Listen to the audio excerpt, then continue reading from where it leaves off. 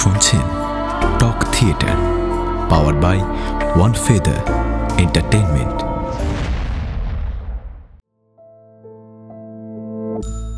নমস্কার, আপনাদের সকলকে স্বাগত জানাই টক থিয়েটারের অফিসিয়াল ইউটিউব চ্যানেলে, powered by one feather entertainment. আজ আপনারা শুনবেন কবিগুরু রবীন্দ্রনাথ ঠাকুরের গল্প রাসমণির ছেলে। গল্প পাঠে শক্তিক মল্লিক, রাসমণির চরিত্রে ব্রততী ঘোষ আলী, ভবানীচরণের ভূমিকায় শ্যামল মজুমদার ও অন্যান্য চরিত্রে রিক শিকদার, রাহুল ঘোষ ও আত্রেয় ব্যানার্জি।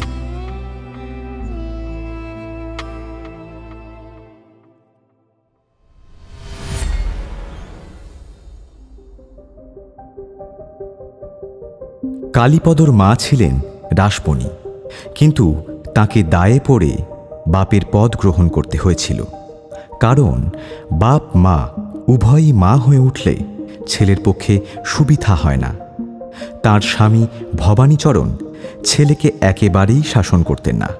তিনি কেন এত বেশি আদর দেন তা জিজ্ঞাসা করলে তিনি যে উত্তর দিয়ে থাকেন তা বুঝতে হলে পূর্ব ইতিহাস জানা চাই।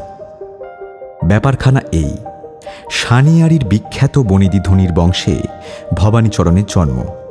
ভবানীচরণের বাবা অভয়াচরণের প্রথম পক্ষের পুত্র শ্যামাচরণ। বেশি বয়সে স্ত্রী বিয়োগের পর দ্বিতীয়বার যখন অভয়াচরণ বিয়ে করেন, তখন তার শ্বশুর আলন্দি তালুকটি বিশেষ করে তার মেয়ের নামে লিখিয়ে নিয়েছিলেন। জামাইয়ের বয়স হিসাব করে তিনি মনে মনে ভেবেছিলেন যে মেয়ের বৈধব্য যদি ঘটে, তবে খাওয়া পড়ার জন্য যেন সতীন পুত্রের অধীন তাকে না হতে হয়। তিনি যা কল্পনা করেছিলেন তার প্রথম অংশ ফলতে বিলম্ব হল না। তার নাতি ভবানীচরণের জন্মের অনতিকাল পরেই তার জামাইয়ের মৃত্যু হল। তার মেয়ে নিজের বিশেষ সম্পত্তিটির অধিকার লাভ করলেন, এটা স্বচক্ষে দেখে তিনিও পরলোক যাত্রার সময় মেয়ের ইহলোক সম্বন্ধে অনেকটা নিশ্চিন্ত হয়ে গেলেন। শ্যামাচরণ তখন বয়ঃপ্রাপ্ত, এমনকি তার বড় ছেলেটি তখনই ভবানীর চেয়ে 1 বছরের বড়। শ্যামাচরণ নিজের ছেলেদের সঙ্গে একত্রেই ভবানীকে মানুষ করতে লাগলেন। ভবানীচরণের মায়ের সম্পত্তি থেকে কখনো তিনি নিজে 1 পয়সা নেননি এবং বছরে বছরে তার পরিষ্কার হিসাবটি তিনি বিমাতার কাছে দাখিল করে তার রসিদ নিয়েছেন। এই দেখে সকলেই তার সাধুতায় মুগ্ধ হয়েছে। বস্তুত প্রায় সকলেই মনে করেছিল এতটা সাধুতা অনাবশ্যক, এমনকি এটা নির্বুদ্ধিতারই নামান্তর। অখণ্ড পৈতৃক সম্পত্তির একটা অংশ দ্বিতীয় পক্ষের স্ত্রীর হাতে পড়ে, এটা গ্রামের লোকের কারও ভালো লাগেনি। যদি শ্যামাচরণ ছল করে এই দলিলটি কোনো কৌশলে বাতিল করে দিতেন, তবে প্রতিবেশীরা তার পৌরুষের প্রশংসাই করত এবং যে উপায়ে তা সুচারুরূপে সাধিত হতে পারে তার পরামর্শদাতা প্রবীণ ব্যক্তিরও অভাব ছিল না। কিন্তু শ্যামাচরণ তাঁদের চিরকালীন পারিবারিক সত্ত্বকে অঙ্গহীন করেও তাঁর বিমাতার সম্পত্তিটিকে সম্পূর্ণ স্বতন্ত্র করে রাখলেন। এই কারণে এবং স্বভাবসিদ্ধ স্নেহশীলতাবশত বিমাতা ব্রজসুন্দরী শ্যামাচরণকে নিজের পুত্রের মতোই স্নেহ এবং বিশ্বাস করতেন এবং তাঁর সম্পত্তিটিকে শ্যামাচরণ অত্যন্ত আলাদা করে দেখতেন বলে তিনি অনেকবার তাকে ভর্ৎসনা করেছেন। বলেছেন, এ বাবা, এ তো সমস্তই তোমাদের। এই সম্পত্তি সঙ্গে নিয়ে আমি তো স্বর্গে যাবনি, এ তোমাদেরই থাকবে। আমার তো হিসেবপত্র দেখবার দরকার কি? শ্যামাচরণ সে কথায় কর্ণপাত করতেন না। শ্যামাচরণ নিজের ছেলেদের কঠোর শাসনে রাখতেন, কিন্তু ভবানীচরণের উপরে তার কোনো শাসনই ছিল না। এটা দেখে সকলেই এক বাক্যে বলতো, নিজের ছেলেদের চেয়ে ভবানীর প্রতি তার বেশি স্নেহ। এমন করে ভবানীর পড়াশোনা কিছুই হলো না এবং বিষয়বুদ্ধি সম্বন্ধে চিরদিন শিশুর মতো থেকে দাদার উপর সম্পূর্ণ নির্ভর করে তিনি বয়স কাটাতে লাগলেন। বিষয়কর্মে তাকে কোনোদিন চিন্তা করতে হতো না, কেবল মাঝে মাঝে একদিন সই করতে হতো। কেন সই করছেন তা বুঝবার চেষ্টা অবধি করতেন না, কারণ চেষ্টা করলে কৃতকার্য হতে পারতেন না। এদিকে শ্যামাচরণের বড় ছেলে তারাপদ সব কাজে বাবার সহকারী রূপে থেকে কাজে কর্মে পাকা হয়ে উঠল। শ্যামাচরণের মৃত্যু হলে তারাপদ ভবানীচরণকে বলল, খুড়োমশাই, আমাদের আর একসঙ্গে থাকা চলবে না। কি জানি কোন দিন সামান্য কারণে মনান্তর ঘটতে পারে, তখনই সংসার ছারখার হয়ে যাবে। আলাদা হয়ে কোনোদিন নিজের বিষয় নিজেকে দেখতে হবে এ কথা ভবানী স্বপ্নেও কল্পনা করেনি। যে সংসারে শিশুকাল থেকে তিনি মানুষ হয়েছেন সেটাকে তিনি সম্পূর্ণ অখণ্ড বলেই জানতেন। তার যে কোনো একটা জায়গায় জোড়া আছে এবং সেই জোড়ের মুখে তাকে দুইখানা করা যায়, সহসা সে সংবাদ পেয়ে তিনি ব্যাকুল হয়ে পড়লেন। বংশের সম্মানহানি এবং আত্মীয়দের মনোবেদনায় তারাপদকে যখন কিছুমাত্র বিচলিত করতে পারল না, তখন কেমন করে বিষয় বিভাগ হতে পারে সেই অসাধ্য চিন্তায় ভবানীকে প্রবৃত্ত হতে হল। তারাপদ তার চিন্তা দেখে অত্যন্ত বিস্মিত হয়ে বললেন, খুড়োমশাই, কাণ্ড কি? আপনি এত ভাবছেন কেন? বিষয় তো ভাগ হয়েই আছে, আর ঠাকুরদা বেঁচে থাকতেই তো তা ভাগ করে দিয়ে গেছেন। ভবানী হতবুদ্ধি হয়ে বললেন, সত্যি নাকি? আমি তো তার কিছুই জানি না। বিলক্ষণ, জানেন না তো কি? দেশ শুদ্ধ লোক জানে, পাছে আপনাদের সঙ্গে আমাদের কোনো বিবাদ ঘটে, এই জন্য আলন্দি তালুক আপনাদের অংশে লিখে দিয়ে ঠাকুরদা প্রথম থেকেই আপনাদেরকে আলাদা করে দিয়ে গেছেন। সেভাবেই তো এত পর্যন্ত চলে আসছে।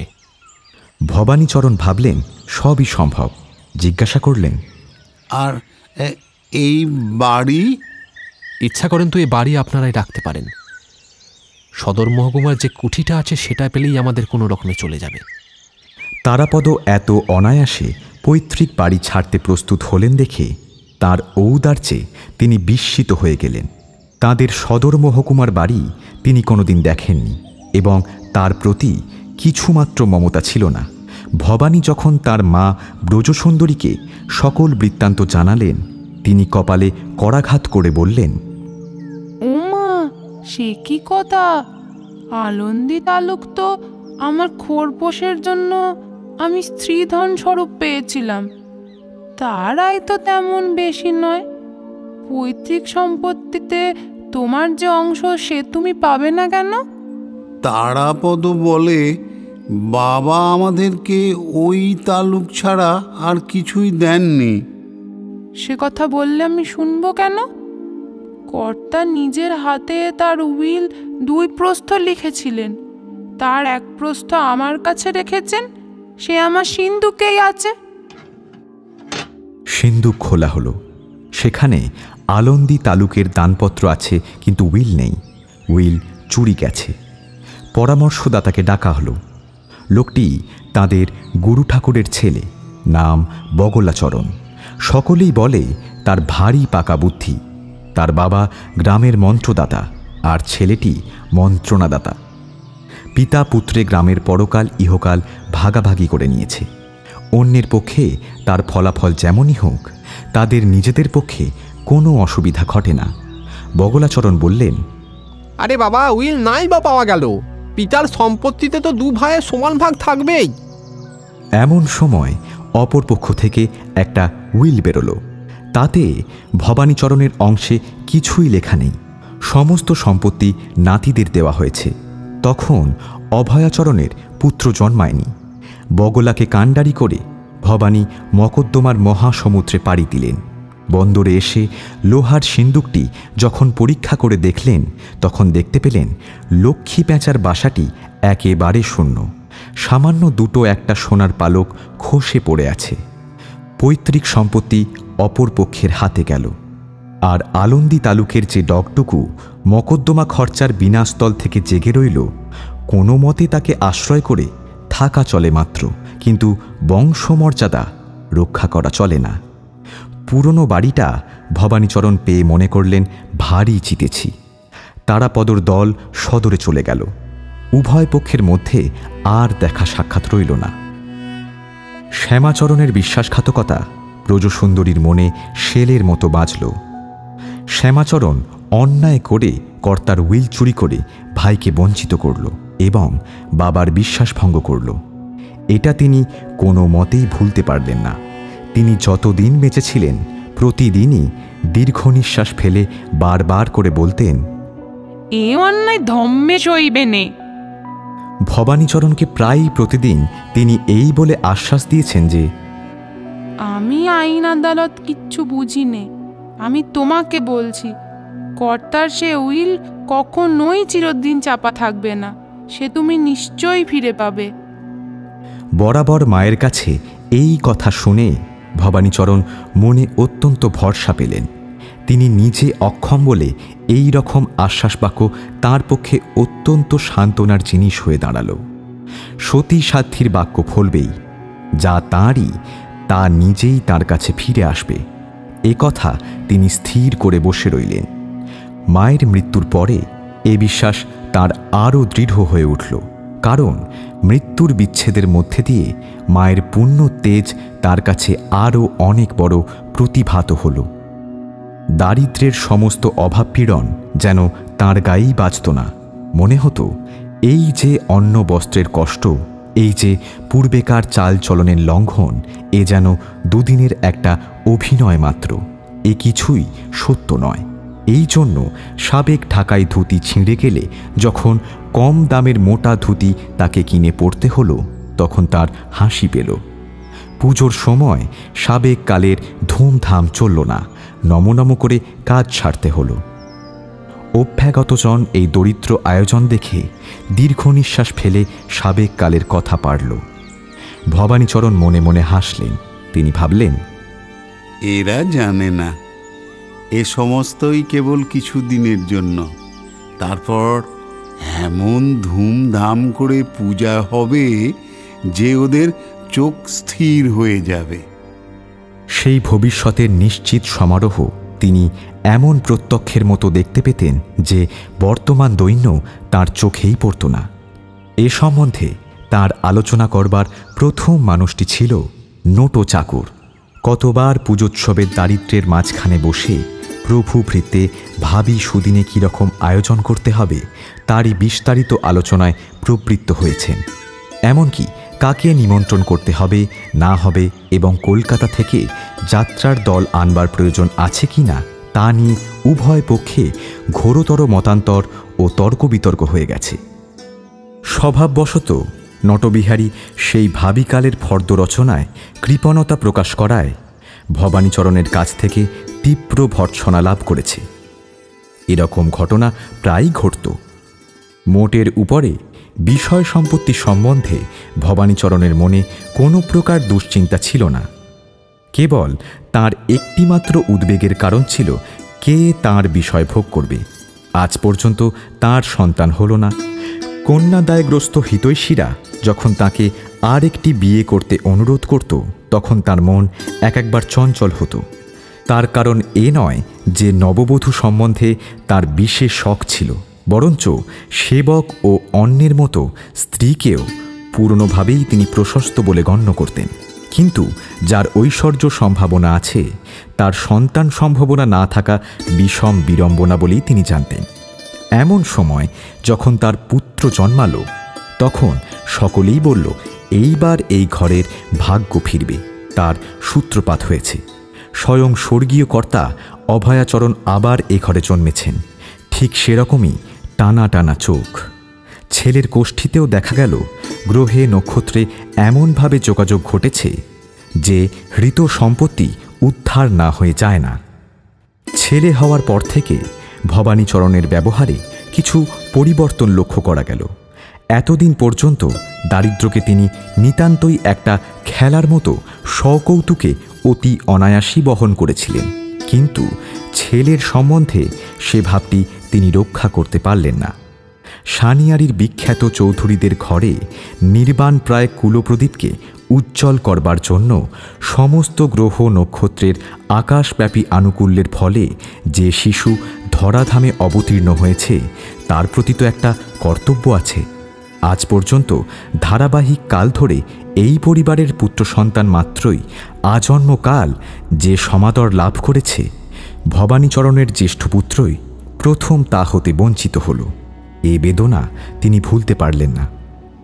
এ বংশের চিরপ্রাপ্য আমি যা পেয়েছি আমার পুত্রকে তা দিতে পারলাম না।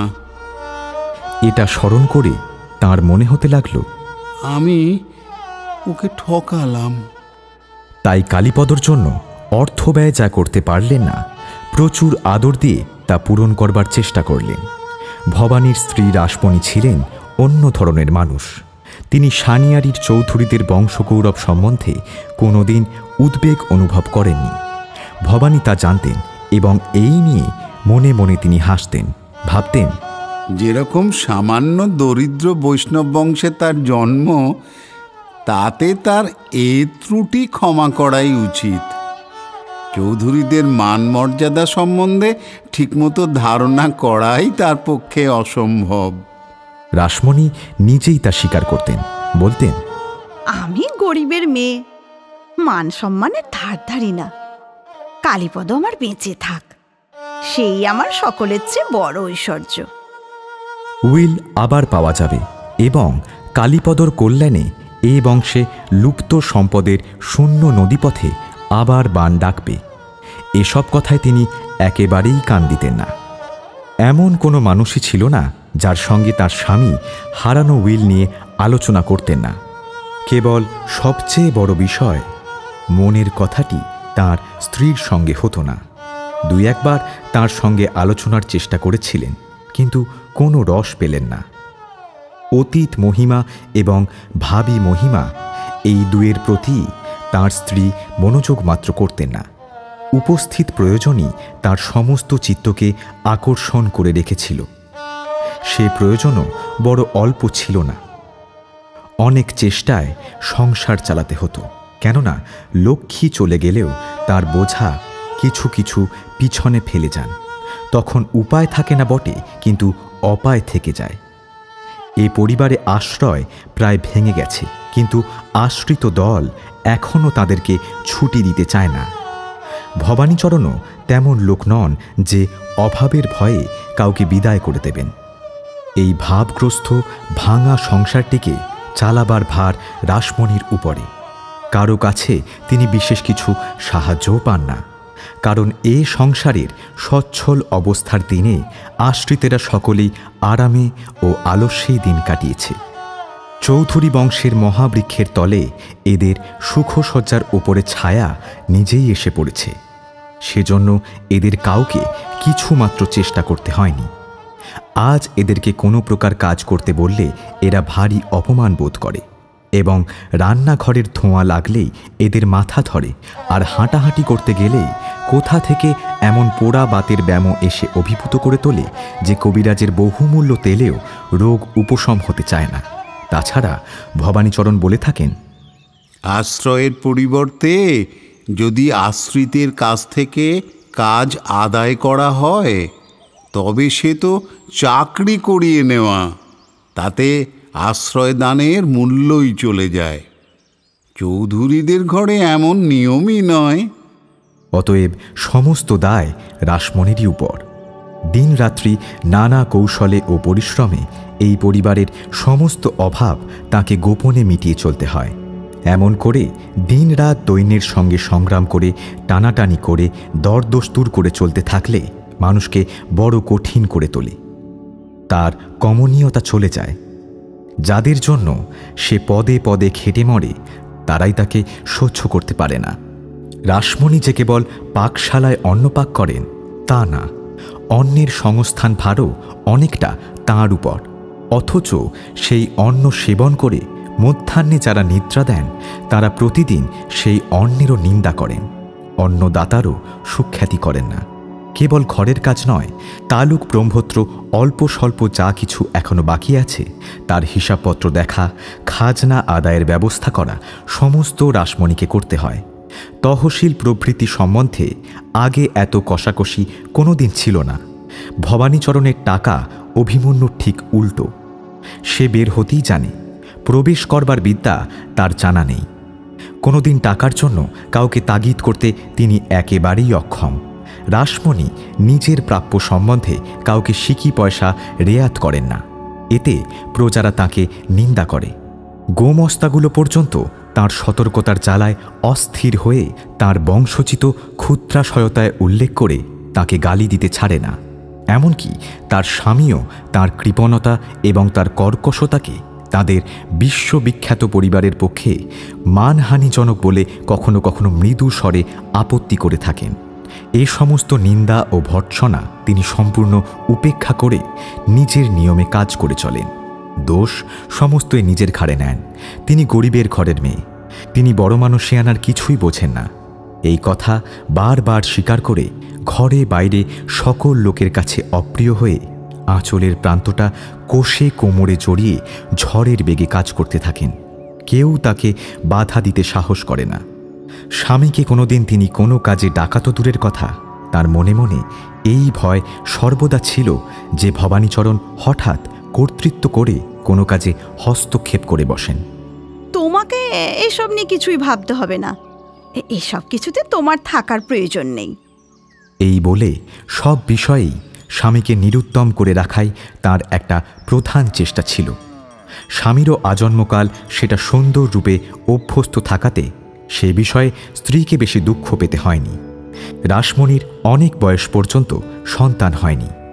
এই তাঁর অকর্মণ্য সরল প্রকৃতি পরমুখাপেক্ষী স্বামীটিকে নিয়ে তাঁর পত্নী প্রেম ও মাতৃস্নেহ দুই মিটেছিল। ভবানীকে তিনি বয়ঃপ্রাপ্ত বালক বলেই দেখতেন।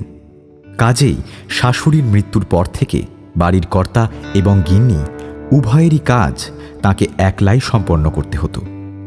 গুরু ঠাকুরের ছেলে এবং অন্যান্য বিপদ থেকে স্বামীকে রক্ষা করবার জন্য তিনি এমন কঠোরভাবে চলতেন যে তার স্বামীর সঙ্গীরা তাকে ভারী ভয় করত। প্রখরতা গোপন করে রাখবেন, স্পষ্ট কথাগুলোর ধারটুকু একটু নরম করে দেবেন এবং পুরুষমণ্ডলীর সঙ্গে যথোচিত সংকোচ রক্ষা করে চলবেন। সেই নারী জনচিত সুযোগ তার ঘটল না। এ পর্যন্ত ভবানীচরণ তার বাধ্যভাবেই চলছিলেন, কিন্তু কালীপদর সম্বন্ধে রাসমণিকে মেনে চলা তার পক্ষে কঠিন হয়ে উঠল। তার কারণ এই, রাসমণি ভবানীর পুত্রটিকে ভবানীচরণের নজরে দেখতেন না। তার স্বামীর সম্বন্ধে তিনি ভাবতেন, বেচারা করবে কি, ওর আর দোষ কি? ও বড় মানুষের ঘরে জন্মেছে, ওর তো আর উপায় নেই। এই জন্য তার স্বামী যে কোনো রকম কষ্ট স্বীকার করবেন এটা তিনি আশাই করতে পারতেন না। তাই সহস্র অভাব সত্ত্বেও প্রাণপণ শক্তিতে তিনি স্বামীর সমস্ত অভ্যস্ত প্রয়োজন যথাসম্ভব জুগিয়ে দিতেন। তার ঘরে বাইরের লোকের সম্বন্ধে হিসাব খুবই কষা ছিল, কিন্তু ভবানীচরণের আহারে ব্যবহারে পারতপক্ষে সাবেক নিয়মের কিছুমাত্র লঙ্ঘন হতে পারত না। নিতান্ত টানাটানির দিনে যদি কোনো বিষয়ে কিছু ত্রুটি ঘটত, তবে সেটা যে অভাববশত ঘটেছে সে কথা তিনি কোনো মতেই স্বামীকে জানতে দিতেন না। হয়তো বলতেন, এই রে, এই হতভাগা কুকুর খাবারে মুখ দিয়ে সমস্ত নষ্ট করে দিয়েছে বলে নিজের কল্পিত অসতর্কতাকে ধিক্কার দিতেন। নয়তো লক্ষ্মী ছাড়া নোটের দোষেই নতুন কেনা কাপড়টা খোয়া গেছে বলে তার বুদ্ধির প্রতি প্রচুর অশ্রদ্ধা প্রকাশ করতেন। ভবানীচরণ তখন তার প্রিয় ভৃত্যটির পক্ষ নিয়ে গিন্নির ক্রোধ থেকে তাকে বাঁচাবার জন্য ব্যস্ত হয়ে উঠতেন। এমনকি কখনো এমনও ঘটেছে যে কাপড় গিন্নি কেনেননি এবং ভবানীচরণ চোখেই দেখেননি, এবং যে কাল্পনিক কাপড়খানা হারিয়ে ফেলেছে বলে নটবিহারী অভিযুক্ত, ভবানীচরণ অম্লান মুখে স্বীকার করেছেন যে সেই কাপড় নোটো তাকে দিয়েছে। তিনি তা পরেছেন এবং তারপর কি হলো সেটা হঠাৎ তার কল্পনা শক্তিতে জুগিয়ে ওঠেনি। রাসমণি নিজেই সেটুকু পূরণ করে বলেছেন, নিশ্চয়ই তুমি তোমার বাইরের বৈঠকখানায় ঘরে ছেড়ে রেখেছিলে, সেখানে যে খুশি আসে যায়, কেউ দেখো চুরি করে নিয়েছে। ভবানীচরণের সম্বন্ধে এই রকম ব্যবস্থা, কিন্তু নিজের ছেলেকে তিনি কোনো অংশেই স্বামীর সমকক্ষ বলে গণ্য করতেন না। সে তো তাঁরই গর্ভের সন্তান, তার আবার কিসের বাবুয়ানা? সে হবে শক্ত সমর্থ কাজের লোক, অনায়াসে দুঃখ সইবে ও খেটে খাবে। তার এটা না হলে চলে না, ওটা না হলে অপমান বোধ হয়, এমন কথা কোনো মতেই শোভা পাবে না। কালীপদ সম্বন্ধে রাসমণি খাওয়া পড়ায় খুব মোটা রকমই বরাদ্দ করে দিলেন। মুড়ি গুড় দিয়ে তার জলখাবার সারলেন এবং মাথা কান ঢেকে দোলাই পরিয়ে তার শীত নিবারণের ব্যবস্থা করলেন। গুরুমশাইকে স্বয়ং ডেকে বলে দিলেন, ছেলে যেন পড়াশোনায় কিছুমাত্র শৈথিল্য করতে না পারে, তাকে যেন বিশেষ রূপ শাসনে সংযত রেখে শিক্ষা দেওয়া হয়। এইখানে বড় মুশকিল বাঁধল। নিরীহ স্বভাব ভবানীচরণ মাঝে মাঝে বিদ্রোহের লক্ষণ প্রকাশ করতে লাগলেন, কিন্তু রাসমণি যেন তা দেখেও দেখতে পেলেন না। ভবানী প্রবল পক্ষের কাছে চিরদিনই হার মেনেছেন, এবারেও তাকে অগত্যা হার মানতে হলো, কিন্তু মন থেকে তার বিরুদ্ধতা ঘুচল না। এ ঘরের ছেলে দোলাই মুড়ি দিয়ে গুড় মুড়ি খায়, এমন অদ্ভুত দৃশ্য দিনের পর দিন কি দেখা যায়? পুজোর সময় তার মনে পড়ে কর্তাদের আমলে নতুন সাজসজ্জা পরে তাঁরা কীরকম উৎসাহ বোধ করেছেন। পুজোর দিনে রাসমণি কালীপদর জন্য যে সস্তা কাপড় জামার ব্যবস্থা করেছেন, সাবেক কালে তাঁদের বাড়ির ভৃত্যেরাও তাতে আপত্তি করত। রাসমণি স্বামীকে অনেক করে বোঝাবার চেষ্টা করেছেন যে কালীপদকে যা দেওয়া যায় তাতেই সে খুশি হয়। সে তো আর সাবেক দস্তুরের কথা কিছু জানে না। তুমি কেন মিছিমিছি মন ভার করে থাকো? কিন্তু ভবানীচরণ কিছুতেই ভুলতে পারেন না যে বেচারা কালীপদ আপন বংশের গৌরব জানে না বলে তাকে ঠকানো হচ্ছে। বস্তুত সামান্য উপহার পেয়ে সে যখন গর্বে ও আনন্দে নৃত্য করতে করতে তাকে ছুটে দেখাতে আসে, তখন তাতেই ভবানীচরণকে যেন আরও আঘাত করতে থাকে। তিনি সে কিছুতেই দেখতে পারেন না, তাকে মুখ ফিরিয়ে চলে যেতে হয়। ভবানীচরণের মকদ্দমা চালাবার পর থেকে তাঁদের গুরু ঠাকুরের ঘরে বেশ কিঞ্চিত অর্থ সমাগম হয়েছে। তাতে সন্তুষ্ট না থেকে গুরুপুত্রটি প্রতি বছর পুজোর কিছু আগে কলকাতা থেকে নানা প্রকার চোখ ভোলানো সস্তা শৌখিন জিনিস এনে কয়েক মাসের জন্য ব্যবসা চালিয়ে থাকেন। অদৃশ্য কালি, ছিপ ছড়ি ছাতার একত্র সমবায়, ছবি আঁকা চিঠির কাগজ, নিলামে কেনা নানা রঙের পচা রেশম ও সাটিনের থান, কবিতা লেখা পাড়ওয়ালা শাড়ি প্রভৃতি নিয়ে তিনি গ্রামের নরনারীর মন উতলা করে দেন। কলকাতার বাবুমহলে আজকাল এই সমস্ত উপকরণ না থাকলে ভদ্রতা রক্ষা হয় না শুনে গ্রামের উচ্চাভিলাষী ব্যক্তিমাত্রই নিজের গ্রাম্যতা ঘুচাবার জন্য সাধ্যাতিরিক্ত ব্যয় করতে ছাড়েন না। একবার বগলাচরণ একটা অত্যাশ্চর্য মোমের মূর্তি এনেছিলেন। তার কোনো এক জায়গায় দম দিলে মেম চৌকি ছেড়ে উঠে দাঁড়িয়ে প্রবল বেগে নিজেকে পাখা করতে থাকে। এই বিজন পরায়ণ গ্রীষ্মকাতর মেম মূর্তিটির প্রতি কালীপদর অত্যন্ত লোভ জন্মাল। কালীপদ তার মাকে বেশ চেনে, এই জন্য মার কাছে কিছু না বলে ভবানীচরণের কাছে করুণ কণ্ঠে আবেদন উপস্থিত করল। ভবানীচরণ তখনই উদারভাবে তাকে আশ্বস্ত করলেন, কিন্তু তার দাম শুনে তার মুখ শুকিয়ে গেল। টাকা কড়ি আদায় করেন রাসমণি, তহবিলও তাঁর কাছে, খরচও তাঁর হাত দিয়েই হয়। ভবানীচরণ ভিখারির মতো তাঁর অন্নপূর্ণার দ্বারে গিয়ে উপস্থিত হলেন। প্রথমে বিস্তর অপ্রাসঙ্গিক কথা আলোচনা করে অবশেষে এক সময় ধাঁ করে নিজের মনের ইচ্ছাটা বলে ফেললেন। রাসমণি অত্যন্ত সংক্ষেপে বললেন, কি পাগল হয়েছ নাকি? ভবানীচরণ চুপ করে খানিকক্ষণ ভাবতে লাগলেন, তারপরে হঠাৎ বলে উঠলেন, আচ্ছা দেখো, ভাতের সঙ্গে তুমি যে রোজ আমাকে ঘি আর পায়েস দাও, সেটার তো প্রয়োজন নেই। প্রয়োজন নেই তো কি? কবিরাজ বলে ওতে পিত্ত বৃদ্ধি হয়। রাসমণি তীক্ষ্ণভাবে মাথা নেড়ে বললেন, তোমার কবিরাজ তো সব জানে। শোনো, আমি তো বলি রাত্রে আমার লুচি বন্ধ করে ভাতের ব্যবস্থা করে দিলে ভালো হয়, ওতে পেট ভার করে। বলি, পেট ভার করে আজ পর্যন্ত তোমার তো কোনো অনিষ্ট হতে দেখলাম না। জন্মকাল থেকে লুচি খেয়েই তো তুমি মানুষ। ভবানীচরণ সর্বপ্রকার ত্যাগ স্বীকার করতেই প্রস্তুত, কিন্তু সেদিকে ভারী কড়াকড়ি। ঘিয়ের দর বাড়ছে, তবু লুচির সংখ্যা ঠিক সমানই আছে। মধ্যাহ্ন ভোজনে পায়েসটা যখন আছেই, তখন দুটো না দিলে কোনো ক্ষতিই হয় না। কিন্তু বাহুল্য হলেও এ বাড়িতে বাবুরা বরাবর দই পায়েস খেয়ে এসেছেন। কোনোদিন ভবানীচরণের ভোগে সেই চিরন্তন দইয়ের অনটন দেখলে রাসমণি কিছুতেই তা সহ্য করতে পারেন না। অতএব গায়ে হাওয়া লাগানো সেই মেম মূর্তিটি ভবানীচরণের দই পায়েস ঘি লুচির কোনো ছিদ্রপথ দিয়ে প্রবেশ করবে এমন উপায় দেখা গেল না। ভবানীচরণ তাঁর গুরুপুত্রের বাসায় একদিন যেন নিতান্ত অকারণেই গেলেন এবং বিস্তর অপ্রাসঙ্গিক কথার পর সেই মেমের খবরটা জিজ্ঞাসা করলেন।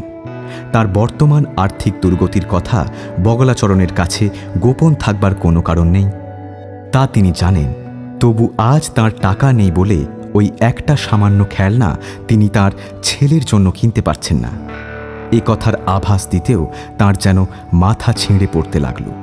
তবু দুঃসহ সংকোচকেও অধকৃত করে তিনি তার চাদরের ভিতর থেকে কাপড়ে মোড়া একটি দামি পুরনো জামিয়ার বের করলেন।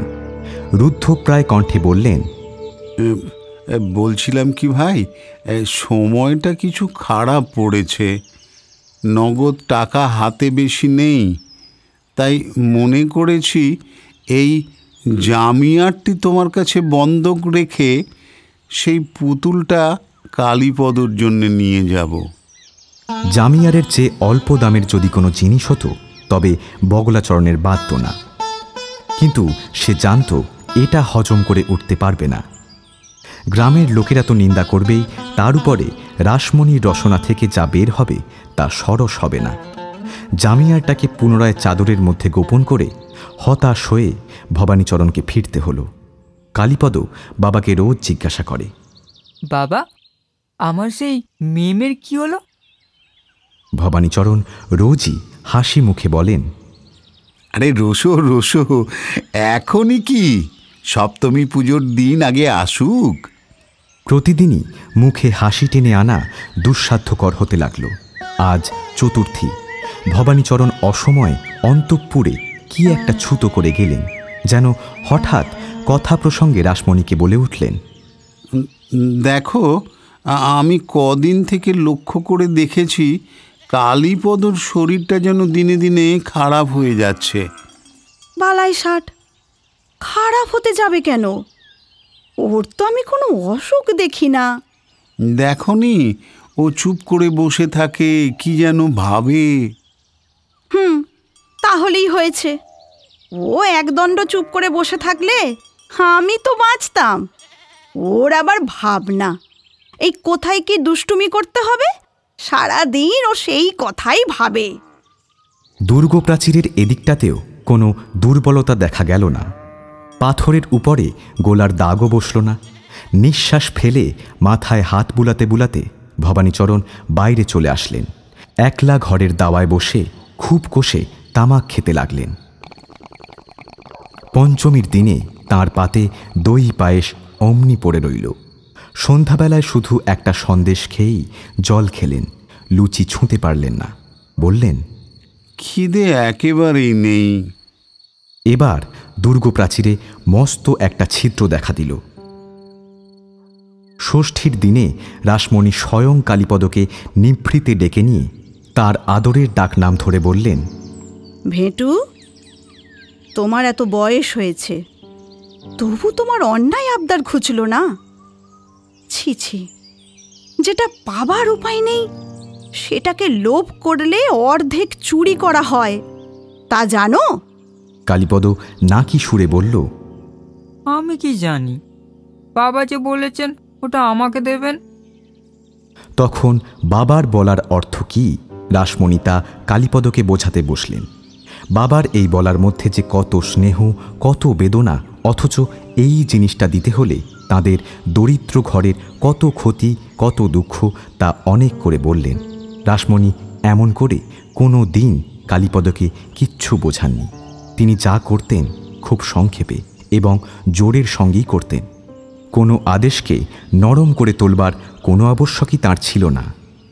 সেই জন্য কালীপদকে তিনি যে আজ এমন মিনতি করে এত বিস্তারিত করে কথা বলছেন তাতে সে আশ্চর্য হয়ে পড়ল, এবং মায়ের মনের এক জায়গায় যে কতটা দরদ আছে বালক হয়েও একরকম করে সে তা বুঝতে পারল। কিন্তু মেমের দিক থেকে মন এক মুহূর্তে ফিরিয়ে আনা কত কঠিন তা বয়স্ক পাঠকদের বুঝতে কষ্ট হবে না। তাই কালীপদ মুখ অত্যন্ত গম্ভীর করে একটা কাঠি নিয়ে মাটিতে আঁচড় কাটতে লাগল। তখন রাসমণি আবার কঠিন হয়ে উঠলেন, কঠোর স্বরে বললেন, তুমি রাগই করো আর কান্নাকাটিই করো, যা পাবার নয় তা কোনো মতেই পাবে না। এই বলে আর বৃথা সময় নষ্ট না করে দ্রুত পদে গৃহকর্মে চলে গেলেন। কালীপদ বাইরে গেল। তখন ভবানীচরণ একলা বসে তামাক খাচ্ছিলেন। দূর থেকে কালীপদকে দেখেই তিনি তাড়াতাড়ি উঠে যেন একটা বিশেষ কাজ আছে এমনভাবে কোথায় চললেন। কালীপদ ছুটে এসে বলল, বাবা বাবা, আমার সেই মেম। আজ আর ভবানীচরণের মুখে হাসি বের হল না। কালীপদর গলা জড়িয়ে ধরে বললেন, রোসো রোসো বাবা রোসো, আমার একটা কাজ আছে, সেরে আসি, তারপরে সব কথা হবে। বলে তিনি বাড়ি থেকে বের হয়ে পড়লেন। কালীপদর মনে হল তিনি যেন তাড়াতাড়ি চোখ থেকে জল মুছে ফেললেন। তখন পাড়ার এক বাড়িতে পরীক্ষা করে উৎসবের বাঁশির বায়না করা হচ্ছিল। সেই রসন চৌকিতে সকালবেলাকার করুণ সুরে শরতের নবীন রোদ যেন প্রচ্ছন্ন অশ্রুভাবে ব্যথিত হয়ে উঠেছিল। কালীপদ তাদের বাড়ির দরজার কাছে দাঁড়িয়ে চুপ করে পথের দিকে তাকিয়ে রইল। তার বাবা যে কোনো কাজেই কোথাও যাচ্ছেন না তা তাঁর গতি দেখেই বোঝা যায়। প্রতি পদক্ষেপেই তিনি যে একটা নৈরাশ্যের বোঝা টেনে টেনে চলেছেন এবং তা কোথাও ফেলবার স্থান নেই তা তাঁর পিছন থেকেও স্পষ্ট দেখা যাচ্ছিল। কালীপদ অন্তঃপুরে ফিরে এসে বলল, মা, আমার আর পাকা গড়া মেম চাই না। মা তখন জাঁতি নিয়ে ক্ষিপ্র হাতে সুপারি কাটছিলেন। তার মুখ উজ্জ্বল হয়ে উঠল। ছেলেতে মায়েতে সেইখানে বসে কি একটা পরামর্শ হয়ে গেল তা কেউই জানতে পারল না। জাঁতি রেখে ধামা ভরা কাটা ও গোটা সুপুরি ফেলে রাসমণি তখনই বগলাচরণের বাড়ি চলে গেলেন। আজ ভবানীচরণের বাড়ি ফিরতে অনেক বেলা হল। স্নান সেরে যখন তিনি খেতে বসলেন তখন তার মুখ দেখে মনে হল আজও দই পায়েসের সদ্গতি হবে না। এমনকি মাছের মুড়োটা আজ সম্পূর্ণই বিড়ালের ভোগে লাগবে। তখন দড়ি দিয়ে মোড়া কাগজের এক বাক্স নিয়ে রাসমণি তাঁর স্বামীর সামনে এনে উপস্থিত করলেন। আহারের পরে যখন ভবানীচরণ বিশ্রাম করতে যাবেন তখনই এই রহস্যটা তিনি আবিষ্কার করবেন, এটাই রাসমণির ইচ্ছা ছিল। কিন্তু দই পায়েস ও মাছের মুড়োর অনাদর দূর করবার জন্য এখনই এটা বের করতে হলো। বাক্সের ভিতর থেকে সেই মেম মূর্তি বেরিয়ে বিনা বিলম্বে প্রবল উৎসাহে নিজের গ্রীষ্মতাপ নিবারণে লেগে গেল। বিড়ালকে আজ হতাশ হয়ে ফিরতে হলো। ভবানীচরণ গিন্নিকে বললেন, আজ রান্নাটা বড় উত্তম হয়েছে, অনেক দিন এমন মাছের ঝোল খাইনি। আর দইটা যে কি চমৎকার জমেছে সে আর কি বলবো। সপ্তমীর দিন কালীপদ তার অনেক দিনের আকাঙ্ক্ষার ধন পেল। সেদিন সমস্ত দিন সে মেমের পাখা খাওয়া দেখল। তার সমবয়সী বন্ধু বান্ধবদেরকে দেখিয়ে তাদের ঈর্ষার উদ্রেক করল। অন্য কোনো অবস্থায় হলে সমস্তক্ষণ এই পুতুলের একঘেয়ে পাখানাড়ায় সে নিশ্চয়ই একদিনেই বিরক্ত হয়ে যেত। কিন্তু অষ্টমীর দিনেই এই প্রতিমা বিসর্জন দিতে হবে জেনে তার অনুরাগ অটল হয়ে রইল। রাসমণি তার গুরুপুত্রকে 2 টাকা নগদ দিয়ে কেবল একদিনের জন্য এই পুতুলটি ভাড়া করে এনেছিলেন। অষ্টমীর দিনে কালীপদ দীর্ঘ নিঃশ্বাস ফেলে স্বহস্তে বাক্স সমেত পুতুলটি বগলাচরণের কাছে ফিরিয়ে দিয়ে আসলো। এই একদিনের মিলনের সুখস্মৃতি অনেক দিন তার মনে জেগে রইল। তার কল্পনালোকে পাখা চলার আর বিরাম রইল না। এখন থেকে কালীপদ মায়ের মন্ত্রণার সঙ্গী হয়ে উঠল এবং এখন থেকে ভবানীচরণ প্রতি বছরই এত সহজে এমন মূল্যবান পুজোর উপহার কালীপদকে দিতে পারতেন যে তিনি নিজেই আশ্চর্য হয়ে যেতেন। পৃথিবীতে মূল্য না দিয়ে যে কিছুই পাওয়া যায় না এবং সে মূল্য যে দুঃখের মূল্য, মায়ের অন্তরঙ্গ হয়ে সে কথা কালীপদ প্রতিদিন যতই বুঝতে পারল ততই দেখতে দেখতে সে যেন ভিতরের দিক থেকে বড় হয়ে উঠতে লাগল।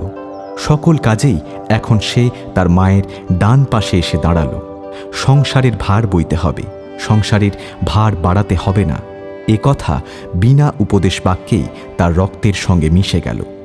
জীবনের দায়িত্ব গ্রহণ করবার জন্য তাকে প্রস্তুত হতে হবে, এই কথা স্মরণ রেখে কালীপদ প্রাণপণে পড়তে লাগল।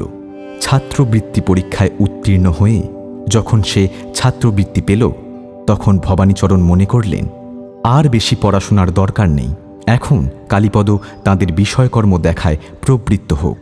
কালীপদ মাকে এসে বলল, কলকাতায় গিয়ে পড়াশোনা না করতে পারলে আমি তো মানুষ হতে পারবো না। হ্যাঁ বাবা, সে তো ঠিকই কথা, কলকাতায় তো যেতেই হবে তোমাকে। আমার জন্য কোনো খরচ করতে হবে না, এই বৃত্তি থেকেই চালিয়ে দেব এবং কিছু কাজকর্মেরও জোগাড় করে নেব। ভবানীচরণকে রাজি করাতে অনেক কষ্ট পেতে হলো। দেখবার মতো বিষয় সম্পত্তি যে কিছুই নেই সে কথা বললে ভবানীচরণ অত্যন্ত দুঃখ বোধ করেন। তাই রাসমণিকে সে যুক্তিটা চেপে যেতে হলো। তিনি বললেন, কালীপদকে তো মানুষ হতে হবে। কিন্তু পুরুষানুক্রমেও কোনোদিন সানিয়ারির বাইরে না গিয়েই তো চৌধুরীরা এতকাল মানুষ হয়েছে। বিদেশকে তাঁরা জমপুরীর মতো ভয় করেন। কালীপদর মতো বালককে একলা কলকাতায় পাঠাবার প্রস্তাব মাত্র কি করে কারো মাথায় আসতে পারে তা তিনি ভেবে পেলেন না। অবশেষে গ্রামের সর্বপ্রধান বুদ্ধিমান ব্যক্তি বগলাচরণ পর্যন্ত রাসমণির মতে মত দিল। সে বলল, কালীপদ একদিন উকিল হয়ে সেই উইল চুরি ফাঁকির শোধ দেবে, নিশ্চয়ই এ তার ভাগ্যের লিখন। অতএব কলকাতায় যাওয়া থেকে তাকে কেউ নিবারণ করতে পারবে না। এ কথা শুনে ভবানীচরণ অনেকটা সান্ত্বনা পেলেন। গামছায় বাঁধা পুরনো সমস্ত নথি বের করে উইল চুরি নিয়ে কালীপদর সঙ্গে বারবার আলোচনা করতে লাগলেন। সম্প্রতি মায়ের মন্ত্রীর কাজটা কালীপদ বেশ বিচক্ষণতার সঙ্গেই চালাচ্ছিল, কিন্তু বাবার মন্ত্রণা সভায় সে জোর পেল না। কেননা তাদের পরিবারের এই প্রাচীন অন্যায়টা সম্বন্ধে তার মনে যথেষ্ট উত্তেজনা ছিল না। তবু সে বাবার কথায় সায় দিয়ে গেল। সীতাকে উদ্ধার করবার জন্য বীর শ্রেষ্ঠ রাম যেমন লঙ্কায় যাত্রা করেছিলেন, কালীপদর কলকাতায় যাত্রাকেও ভবানীচরণ তেমনই খুব বড় করে দেখলেন। সে কেবল সামান্য পাশ করার ব্যাপার নয়, ঘরের লক্ষ্মীকে ঘরে ফিরিয়ে আনবার আয়োজন।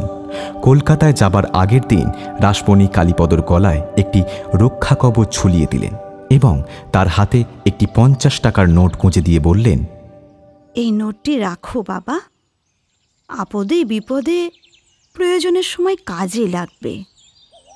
সংসার খরচ থেকে অনেক কষ্টে জমানো এই নোটটিকেই কালীপদ যথার্থ পবিত্র কবচের মতো জ্ঞান করে গ্রহণ করল।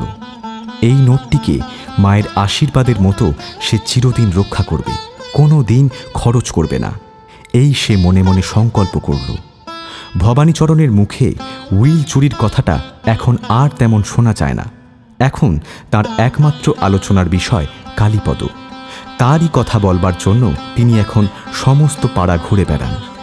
তার চিঠি পেলে ঘরে ঘরে তা পড়ে শোনাবার উপলক্ষে নাক থেকে চশমা আর নামতে চায় না।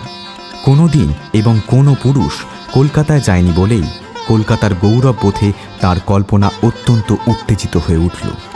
আমাদের কালীপদ কলকাতায় পড়ে এবং কলকাতার কোনো সংবাদই তার অগোচর নেই। এমনকি হুগলির কাছে গঙ্গার উপর দ্বিতীয় আর একটা পুল বাঁধা হচ্ছে, এ সমস্ত বড় বড় খবর তার কাছে নিতান্ত ঘরের কথা মাত্র। শুনেছ ভায়া, গঙ্গার ওপর আর একটা পুল বাঁধা হচ্ছে। আজই কালীপদর চিঠি পেয়েছি, তাতে সমস্ত খবর লিখেছে। বলে চশমা খুলে তার কাজ ভালো করে মুছে চিঠিখানা অতি ধীরে ধীরে শুরু থেকে শেষ পর্যন্ত প্রতিবেশীকে পড়ে শোনালেন। দেখছো ভায়া, কালে কালে কতই যে কি হবে তার ঠিকানা নেই। শেষকালে ধুলো পায়ে গঙ্গার উপর দিয়ে কুকুর শেয়ালগুলোও পার হয়ে যাবে। কলিতে এও ঘটল হে। গঙ্গার এই রকম মাহাত্ম্য খর্ব নিঃসন্দেহেই শোচনীয় ব্যাপার, কিন্তু কালীপদ যে কলিকালের এত বড় একটা জয়বার্তা তাকে লিপিবদ্ধ করে পাঠিয়েছে এবং গ্রামের নিতান্ত অজ্ঞ লোকেরা এই খবরটা তারই কল্যাণে জানতে পেরেছে, সেই আনন্দে তিনি বর্তমান যুগে জীবের অসীম দুর্গতির দুশ্চিন্তাও অনায়াসে ভুলতে পারলেন। যার দেখা পেলেন তারই কাছে মাথা নেড়ে বললেন, শোনো, আমি বলে দিচ্ছি, গঙ্গার বেশি দিন নেই। মনে মনে এই আশা করে রইলেন গঙ্গা যখনই যাবার উপক্রম করবেন তখনই সে খবরটা সর্বপ্রথমে কালীপদর চিঠি থেকেই পাওয়া যাবে। এদিকে কলকাতায় কালীপদ বহু কষ্টে পরের বাসায় থেকে ছেলে পড়িয়ে রাত্রে হিসাবের খাতা নকল করে পড়াশোনা চালাতে লাগল। কোনো মতে এন্ট্রান্স পরীক্ষা পার হয়ে পুনরায় সে বৃত্তি পেল। এই আশ্চর্য ঘটনা উপলক্ষে সমস্ত গ্রামের লোককে প্রকাণ্ড একটা ভোজ দেবার জন্য ভবানীচরণ ব্যস্ত হয়ে পড়লেন। তিনি ভাবলেন, তোরই তো প্রায় কুলে এসে ভিড়ল, সেই সাহসে এখন থেকে মন খুলে খরচ করা যেতে পারে। রাসমণির কাছে কোনো উৎসাহ না পাওয়াতে ভোজটা বন্ধ হল। কালীপদ কলেজের কাছে একটি মেসে আশ্রয় পেল। মেসের যিনি অধিকারী তিনি তাকে নিচের তলার একটি অব্যবহার্য ঘরে থাকতে অনুমতি দিয়েছেন। কালীপদ বাড়িতে তার ছেলেকে পড়িয়ে 2 বেলা খেতে পায় এবং মেসের সেই স্যাঁতস্যাঁতে অন্ধকার ঘরে তার বাসা। ঘরটার একটা মস্ত সুবিধা এই যে সেখানে কালীপদর ভাগী কেউ ছিল না, সুতরাং যদিও সেখানে বাতাস চলত না তবু পড়াশোনা অবাধে চলত। যেমনই হোক, সুবিধা অসুবিধা বিচার করবার অবস্থা কালীপদর নেই। এ মেসে যারা ভাড়া দিয়ে বাস করে, বিশেষত যারা দ্বিতীয় তলার উচ্চ লোকে থাকে, তাদের সঙ্গে কালীপদর কোনো সম্পর্ক নেই। কিন্তু সম্পর্ক না থাকলেও সংঘাত থেকে রক্ষা পাওয়া যায় না। উচ্চের বজ্রাঘাত নিম্নের পক্ষে কতদূর প্রাণান্তিক কালীপদর তা বুঝতে বিলম্ব হল না। এই মেসের উচ্চলোকে ইন্দ্রের সিংহাসন যার, তার পরিচয় আবশ্যক। তার নাম শৈলেন্দ্র। সে বড় মানুষের ছেলে। কলেজে পড়বার সময় মেসে থাকা তার পক্ষে অনাবশ্যক, তবু সে মেসে থাকতেই ভালোবাসত। তাদের বড় পরিবার থেকে কয়েকজন স্ত্রী ও পুরুষ জাতীয় আত্মীয়কে এনে কলকাতায় একটা বাসা ভাড়া করে থাকবার জন্য বাড়ি থেকে অনুরোধ এসেছিল। সে তাতে কোনো মতেই রাজি হয়নি। সে কারণ দেখিয়েছিল যে বাড়ির লোকজনের সঙ্গে থাকলে তার পড়াশোনা কিছুই হবে না, কিন্তু আসল কারণটা তা নয়। শৈলেন্দ্র লোকজনের সঙ্গ খুবই ভালোবাসে, কিন্তু আত্মীয়দের মুশকিল এই যে কেবলমাত্র তাদের সঙ্গটি নিয়ে খালাস পাওয়া যায় না, তাদের নানা দায় স্বীকার করতে হয়। কারো সম্বন্ধে এটা করতে নেই, কারো সম্বন্ধে ওটা না করলে অত্যন্ত নিন্দার কথা। এই জন্য শৈলেন্দ্রের পক্ষে সকলের চেয়ে সুবিধার জায়গা মেস। সেখানে লোক যথেষ্ট আছে, অথচ তার উপর তাদের কোনো ভার নেই। তারা আসে যায়, হাসে, কথা বলে, তারা নদীর জলের মতো কেবলই বয়ে যায়, অথচ কোথাও লেশমাত্র ছিদ্র রাখে না। শৈলেন্দ্রের ধারণা ছিল সে লোক ভালো, যাকে বলে সহৃদয়। সকলেই জানেন এই ধারণাটির মস্ত সুবিধা এই যে নিজের কাছে একে বজায় রাখবার জন্য ভালো লোক হবার কোনো দরকার পড়ে না। অহংকার জিনিসটা হাতি ঘোড়ার মতো নয়, তাকে নিতান্তই অল্প খরচে ও বিনা খোরাকে বেশ মোটা করে রাখা যায়। কিন্তু শৈলেন্দ্রের ব্যয় করবার সামর্থ্য ও প্রবৃত্তি ছিল। এই জন্য নিজের অহংকারটাকে সে সম্পূর্ণ বিনা খরচে চড়ে খেতে দিত না। দামি খোরাক দিয়ে তাকে সুন্দর সুসজ্জিত করে রেখেছিল। শৈলেন্দ্রের মনে যথেষ্ট দয়া ছিল। লোকের দুঃখ দূর করতে সে সত্যিই ভালোবাসত, কিন্তু এত ভালোবাসত যে যদি কেউ দুঃখ দূর করবার জন্য তার শরণাপন্ন না হতো, তাকে সে বিধিমতে দুঃখ না দিয়ে ছাড়ত না। তার দয়া যখন নির্দয় হয়ে উঠত, তখন বড় ভীষণ আকার ধারণ করত। মেসের লোকদেরকে থিয়েটার দেখানো, পাঁঠা খাওয়ানো, টাকা ধার দিয়ে সে কথাটাকে সর্বদা মনে না রাখা তার দ্বারা প্রায়ই ঘটত। নবপরিণীত মুগ্ধ যুবক পুজোর ছুটিতে বাড়ি যাবার সময় কলকাতার বাসা খরচ সমস্ত শোধ করে যখন নিঃস্ব হয়ে পড়ত, তখন বউয়ের মনোহরণের উপযোগী শৌখিন সাবান এবং এসেন্স আর তারই সঙ্গে একাধখানি হালের আমদানি বিলাতি ছিটের জ্যাকেট সংগ্রহ করবার জন্য তাকে অত্যন্ত বেশি দুশ্চিন্তায় পড়তে হতো না। শৈলেনের সুরুচির উপর সম্পূর্ণ নির্ভর করে সে বলতো, ভাই, তোমাকেই কিন্তু পছন্দ করে দিতে হবে। দোকানে তাকে সঙ্গে করে নিয়ে নিজে নিতান্ত সস্তা এবং বাজে জিনিস বেছে তুলত। তখন শৈলেন তাকে ভর্ৎসনা করে বলতো, আরে ছি ছি, তোমার কিরকম পছন্দ, বলে সবচেয়ে শৌখিন জিনিসটি টেনে তুলত। দোকানদার এসে বলতো, হ্যাঁ, ইনি জিনিস চেনেন বটে। খরিদ্দার দামের কথা আলোচনা করে মুখ বিমর্ষ করতেই শৈলেন দাম চুকাবার অকিঞ্চিতকর ভারটা নিজেই নিত। অপরপক্ষের অনেক আপত্তিতেও কর্ণপাত করত না। এমন করে যেখানে শৈলেন ছিল সেখানে সে চারিদিকের সকলেরই সকল বিষয়ে আশ্রয়স্বরূপ হয়ে উঠেছিল। কেউ তার আশ্রয় স্বীকার না করলে তার সেই ঔদ্ধত্য সে কোনো মতেই সহ্য করতে পারত না। লোকের হিত করবার শখ তার এতই প্রবল। বেচারা কালীপদ নিচের স্যাঁতস্যাঁতে ঘরে ময়লা মাদুরের উপর বসে একখানা ছেঁড়া গেঞ্জি পরে বইয়ের পাতায় চোখ গুঁজে দুলতে দুলতে পড়া মুখস্থ করত। যেমন করে হোক তাকে স্কলারশিপ পেতেই হবে। মা তাকে কলকাতায় আসবার আগে মাথার দিব্যি দিয়ে বলে দিয়েছিলেন, বড় মানুষের ছেলের সঙ্গে মেশামেশি করে সে যেন আমোদ প্রমোদে মেতে না ওঠে। কেবল মায়ের আদেশ বলে নয়, কালীপদকে যে দৈন্য স্বীকার করতে হয়েছিল তা রক্ষা করে বড় মানুষের ছেলের সঙ্গে মেলা তার পক্ষে সম্ভব ছিল না। সে কোনোদিন শৈলেনের কাছে ঘেঁষেনি এবং যদিও সে জানত শৈলেনের মন পেলে তার প্রতিদিনের অনেক দুরূহ সমস্যা এক মুহূর্তেই সহজ হয়ে যেতে পারে, তবু কোনো কঠিন সংকটেও তার প্রসাদ লাভের প্রতি কালীপদর লোভ আকৃষ্ট হয়নি। সে নিজের অভাব নিয়ে নিজের দারিদ্র্যের নিভৃত অন্ধকারের মধ্যে প্রচ্ছন্ন হয়ে বাস করত। গরিব হয়ে তবু দূরে থাকবে, শৈলেন এই অহংকারটা কোনো মতেই সইতে পারল না। তাছাড়া অশনে বসনে কালীপদর দারিদ্র্যটা এতই প্রকাশ্য যে তা নিতান্ত দৃষ্টিকটু।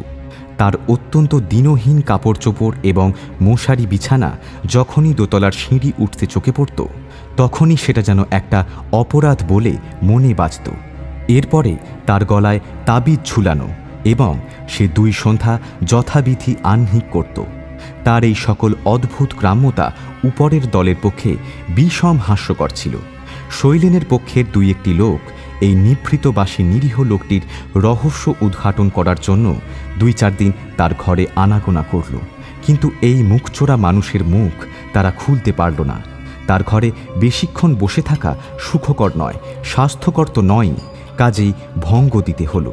তাদের পাঁঠার মাংসের ভোজে এই অকিঞ্চনকে একদিন আহ্বান করলে সে নিশ্চয়ই কৃতার্থ হবে। এই কথা মনে করে অনুগ্রহ করে নিমন্ত্রণপত্র পাঠানো হলো। কালীপদ জানালো ভোজের ভোজ্য সহ্য করা তার সাধ্য নয়, তার অভ্যাস অন্য রকম। এই প্রত্যাখ্যানে দলবল সমেত শৈলেন অত্যন্ত ক্রুদ্ধ হয়ে উঠল। কিছুদিন তার উপরের ঘরটাতে এমন ধূপধাপ শব্দ ও সবেগে গান বাজনা চলতে লাগলো যে কালীপদর পক্ষে পড়ায় মন দেওয়া অসম্ভব হয়ে উঠল। দিনের বেলায় সে যথাসম্ভব গোলদিঘিতে এক গাছের তলায় বই নিয়ে পড়া করত এবং রাত থাকতে উঠে খুব ভোরের দিকে একটা প্রদীপ চালিয়ে অধ্যয়নে মন দিত। কলকাতায় আহার ও বাসস্থানের কষ্টে এবং অতি পরিশ্রমে কালীপদর একটা মাথা ধরার ব্যায়ামও উপসর্গ জুটল। কখনো কখনো এমন হতো 3-4 দিন তাকে পড়ে থাকতে হতো। সে নিশ্চয়ই জানত এ সংবাদ পেলে তার বাবা তাকে কখনোই কলকাতায় থাকতে দেবেন না এবং তিনি ব্যাকুল হয়ে হয়তোবা কলকাতা পর্যন্ত আসবেন। ভবানীচরণ জানতেন কলকাতায় কালীপদ এমন সুখে আছে যা গ্রামের লোকের পক্ষে কল্পনা করা অসম্ভব। পাড়াগাঁয়ে যেমন গাছপালা ঝোপঝাড় নিজেই জন্মায়, কলকাতার হাওয়ায় সর্বপ্রকার আরামের উপকরণ যেন সেই রকমই নিজেই উৎপন্ন হয় এবং সকলেই তার ফল ভোগ করতে পারে, এই রকম তার একটা ধারণা ছিল। কালীপদ কোনো মতেই তার সে ভুল ভাঙেনি। অসুখের অত্যন্ত কষ্টের সময় সে একদিনও বাবাকে চিঠি লিখতে ছাড়েনি, কিন্তু এই রকম পীড়ার দিনে শৈলেনের দল যখন গোলমাল করে ভূতের কাণ্ড করতে থাকত, তখন কালীপদর কষ্টের সীমা থাকত না। সে কেবল এপাশ ওপাশ করত এবং জনশূন্য ঘরে পড়ে মাকে ডাকত ও বাবাকে স্মরণ করত।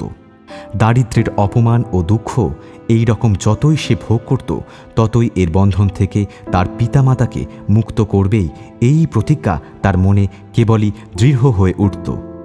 কালীপদ নিজেকে অত্যন্ত সংকুচিত করে সকলের লক্ষ্য থেকে নিজেকে সরিয়ে রাখতে চেষ্টা করল, কিন্তু তাতে উৎপাত কিছুমাত্র কমল না। কোনোদিন সে দেখল তার চীনাবাজারের পুরনো সস্তা জুতোর এক পাটির পরিবর্তে একটি অতি উত্তম বিলাতি জুতোর পাটি। এরকম বিসদৃশ্য জুতো পরে কলেজে যাওয়াই অসম্ভব। সে এ সম্বন্ধে কোনো নালিশ না করে পরের জুতোর পাটি ঘরের বাইরে রেখে দিল এবং জুতো মেরামত ওয়ালার মুচির কাছ থেকে অল্প দামের পুরনো জুতো কিনে কাজ চালাতে লাগল। একদিন উপর থেকে একজন ছেলে হঠাৎ কালীপদর ঘরে এসে জিজ্ঞাসা করল, আপনি কি ভুলে আমার ঘর থেকে সিগারেটের কেসটা নিয়ে এসেছেন? আমি কোথাও খুঁজে পাচ্ছি না। কালীপদ বিরক্ত হয়ে বলল, আমি আপনাদের ঘরে যাই না। এই যে এইখানেই আছে। বলে সেই লোকটি ঘরের এক কোণ থেকে মূল্যবান একটি সিগারেটের কেস তুলে নিয়ে আর কিছু না বলে উপরে চলে গেল। কালীপদ মনে মনে স্থির করল, এফএ পরীক্ষায় যদি ভালো রকম বৃত্তি পায় তবে এই মেস ছেড়ে চলে যাব। মেসের ছেলেরা মিলে প্রতি বছর ধুমধাম করে সরস্বতী পুজো করে।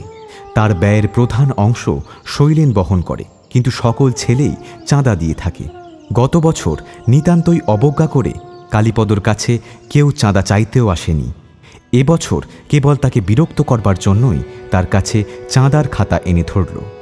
যে দলের কাছ থেকে কোনোদিন কালীপদ কিছুমাত্র সাহায্য নেয়নি, যাদের প্রায় নিত্য অনুষ্ঠিত আমোদ প্রমোদে যোগ দেবার সৌভাগ্য সে একেবারে অস্বীকার করেছে, তারা যখন কালীপদর কাছে চাঁদার সাহায্য চাইতে আসলো, তখন জানি না সে কি মনে করে 5টা টাকা দিয়ে ফেলল।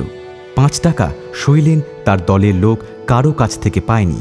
কালীপদর দারিদ্র্যের কৃপণতায় এ পর্যন্ত সকলেই তাকে অবজ্ঞা করে এসেছে, কিন্তু আজ তার এই 5 টাকা দান তাদের একেবারে অসহ্য মনে হলো। সরস্বতী পুজো ধুমধাম করে হলো। কালীপদ যে 5টা টাকা দিয়েছিল তা না দিলেও কোনো বিশেষ সমস্যা হতো না, কিন্তু কালীপদর পক্ষে সে কথা বলা চলে না। পরের বাড়িতে তাকে খেতে হতো। প্রতিদিন সময় মতো আহার জুটত না। তাছাড়া পাকশালার ভৃত্যরাই তার ভাগ্য বিধাতা।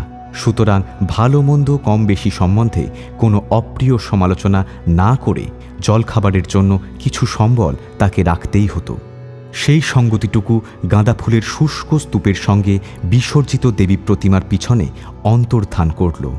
কালীপদর মাথা ধরার উৎপাত বেড়ে উঠল। এবার পরীক্ষায় সে ফেল করল না বটে, কিন্তু বৃত্তি পেল না। কাজেই পড়বার সময় সংকোচ করে তাকে আরও একটি টিউশনি জোগাড় করে নিতে হলো এবং বিস্তর উপদ্রব সত্ত্বেও বিনা ভাড়ার বাসাটুকু ছাড়তে পারল না। দোতলাবাসীরা আশা করেছিল এবার ছুটির পরে নিশ্চয়ই কালীপদ এমএসে আর আসবে না, কিন্তু যথাসময়ে তার সেই নিচের ঘরটার তালা খুলে গেল। ধুতির উপর সেই তার চিরকেলে চেক কাটা চায়না কোট পরে কালীপদ কোটরের মধ্যে প্রবেশ করল এবং একটা ময়লা কাপড়ে বাঁধা মস্ত পুঁটলি সমেত টিনের বাক্স নামিয়ে রেখে শেয়ালদার মুটে তার ঘরের সামনে উবু হয়ে বসে অনেক বাদ প্রতিবাদ করে ভাড়া চুকিয়ে নিল। ওই পুঁটলিটার গর্ভে নানা হাঁড়ি খুঁড়ি ভাণ্ডের মধ্যে কালীপদর মা কাঁচা আম, কুল, চালতা প্রভৃতি উপকরণে নানা প্রকার মুখরোচক পদার্থ তৈরি করে নিচে সাজিয়ে দিয়েছেন। কালীপদ জানত তার অবর্তমানে কৌতুকপরায়ণ উপরতলার দল তার ঘরে প্রবেশ করে থাকে। তার আর কোনো ভাবনা ছিল না, কেবল তার বড় সংকোচ ছিল পাছে তার বাবা মার কোনো স্নেহের নিদর্শন এই বিদ্রুপকারীদের হাতে পড়ে। তার মা তাকে যে খাবার জিনিসগুলি দিয়েছেন এ তার পক্ষে অমৃত, কিন্তু এ সমস্তই তার দরিদ্র গ্রাম্য ঘরের আদরের ধন। যে আধারে সেগুলি রক্ষিত সেই ময়দা দিয়ে আটা সরা ঢাকা হাঁড়ি, তার মধ্যেও শহরের ঐশ্বর্য সজ্জার কোনো লক্ষণ নেই। তা কাঁচের পাত্র নয়, তা চীনামাটির ভাণ্ড নয়, কিন্তু এইগুলিকে কোনো শহরের ছেলে যে অবজ্ঞা করে দেখবে এ তার পক্ষে একেবারেই অসহ্য। আগের বারে তার এই সমস্ত বিশেষ জিনিসগুলিকে তক্তপোষের নিচে পুরনো খবরের কাগজ প্রভৃতি চাপা দিয়ে প্রচ্ছন্ন করে রাখত। এবারে তালা চাবির আশ্রয় নিল। যখন সে 5 মিনিটের জন্য ঘরের বাইরে যেত, ঘরে তালা বন্ধ করে যেত। এটা সকলেরই চোখে লাগলো। শৈলেন বলল, ধনরত্ন তো বিস্তর, ঘরে ঢুকলে চোরের চোখে জল আসে।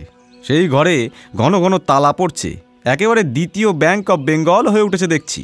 আমাদের কাউকে বিশ্বাস নেই, পাছে ওই পাবনার ছিটের চায়না কোটটার লোভ সামলাতে না পারি। ওই রাধু, ওকে একটা ভদ্রগোছের নতুন কোট কিনে না দিলে কিছুতেই তো চলছে না। চিরকাল ওর ওই একমাত্র কোট দেখতে দেখতে আমার বিরক্ত ধরে গেছে। শৈলেন কোনোদিন কালীপদর ওই নোনা ধরা চুনবালি খসা অন্ধকার ঘরটার মধ্যে প্রবেশ করেনি। সিঁড়ি দিয়ে উপরে উঠবার সময় বাইরে থেকে দেখলেই তার সর্বশরীর সংকুচিত হয়ে উঠত। বিশেষত সন্ধ্যার সময় যখন দেখত একটা টিমটিমে প্রদীপ নিয়ে একলা সেই বায়ুশূন্য বদ্ধ ঘরে কালীপদ গা খুলে বসে বইয়ের উপর ঝুঁকে পড়া করছে, তখন তার প্রাণ হাঁপিয়ে উঠত। দলের লোককে শৈলেন বলল, এবারে কালীপদ কোন 7 রাজার ধন মানিক আহরণ করে এনেছে সেটা তোমরা খুঁজে বের করো দেখি। এই কৌতুকে সকলেই উৎসাহ প্রকাশ করল। কালীপদর ঘরের তালাটি নিতান্তই অল্প দামের তালা। তার নিষেধ খুব প্রবল নিষেধ নয়, প্রায় সব চাবিতেই এ তালা খোলে। একদিন সন্ধ্যার সময় কালীপদ যখন ছেলে পড়াতে গেছে, সেই অবকাশে 2-3 জন অত্যন্ত আমোদে ছেলে হাসতে হাসতে তালা খুলে একটা লণ্ঠন হাতে তার ঘরে প্রবেশ করল। তক্তপোষের নিচ থেকে আচার, চাটনি, আমসত্ত্ব প্রভৃতির ভাণ্ডগুলিকে আবিষ্কার করল, কিন্তু সেগুলি যে বহুমূল্য গোপনীয় সামগ্রী তা তাদের মনে হলো না। খুঁজতে খুঁজতে বালিশের নিচ থেকে রিং সমেত এক চাবি বেরোলো। সেই চাবি দিয়ে টিনের বাক্সটা খুলতেই কয়েকটা ময়লা কাপড়, বই, খাতা, কাঁচি, ছুরি, কলম ইত্যাদি চোখে পড়ল। বাক্স বন্ধ করে তারা চলে যাবার উপক্রম করছে, এমন সময় সমস্ত কাপড় চোপড়ের নিচে রুমালে মোড়া একটা কি পদার্থ বেরোলো। রুমাল খুলতেই ছেঁড়া কাপড়ের মোড়ক দেখা দিল। সেই মোড়কটি খোলা হলে একটির পর আরেকটি প্রায় 3-4 খানা কাগজের আবরণ ছাড়িয়ে একটা 50 টাকার নোট বেরিয়ে পড়ল। এই নোটখানা দেখে আর কেউ হাসি রাখতে পারল না, হো হো করে উচ্চ স্বরে হেসে উঠল। সকলে স্থির করল এই নোটখানার জন্যই কালীপদ ঘন ঘন ঘরে চাবি লাগাচ্ছে। পৃথিবীর কোনো লোককেই বিশ্বাস করতে পারছে না। লোকটার কৃপণতা ও সন্দিগ্ধ প্রকৃতিকে শৈলেনের প্রসাদ প্রত্যাশী সহচরগুলি বিস্মিত হয়ে উঠল। এমন সময় হঠাৎ মনে হল রাস্তায় কালীপদর মতো যেন কার কাশি শোনা গেল। তৎক্ষণাৎ বাক্সটার ডালা বন্ধ করে নোটখানা হাতে নিয়েই তারা উপরে ছুটল। একজন তাড়াতাড়ি দরজার তালা লাগিয়ে দিল। শৈলেন সেই নোটখানা দেখে অত্যন্ত হাসল। 50 টাকা শৈলেনের কাছে কিছুই নয়, তবু এত টাকাও যে কালীপদর বাক্সে ছিল তা তার ব্যবহার দেখে কেউ অনুমান করতে পারত না। তারপরে আবার এই নোটটুকুর জন্য এত সাবধান। সকলেই স্থির করল, দেখা যাক এই টাকাটি খোয়া গেলে এই অদ্ভুত লোকটি কীরকম কাণ্ড করে। রাত্রি 9টার পর ছেলে পড়িয়ে শ্রান্ত দেহে কালীপদ ঘরের অবস্থা কিছুই লক্ষ্য করেনি। বিশেষত তার মাথা যেন ছিঁড়ে পড়ছিল। বুঝেছিল এখন কিছুদিন তার এই মাথার যন্ত্রণা চলবে।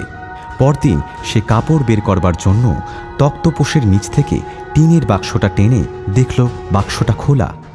যদিও কালীপদ স্বভাবত অসাবধান নয়, তবু তার মনে হলো হয়তো সে চাবি বন্ধ করতে ভুলে গেছিল।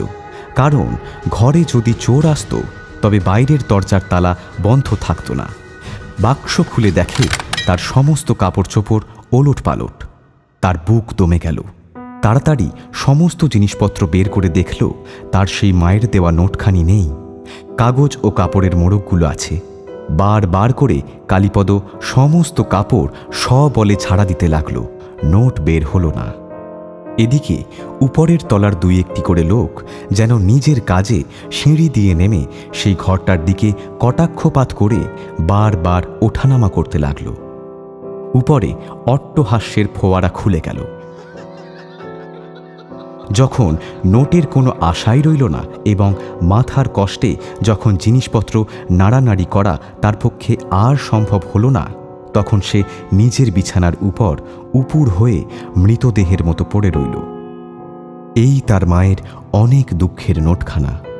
জীবনের কত মুহূর্তকে কঠিন যন্ত্রে পেষণ করে দিনে দিনে একটু একটু করে এই নোটখানা সঞ্চিত হয়েছে। একসময় এই দুঃখের ইতিহাস সে কিছুই জানত না। সেদিন সে তার মায়ের ভারের উপর ভার কেবল বাড়িয়েছে।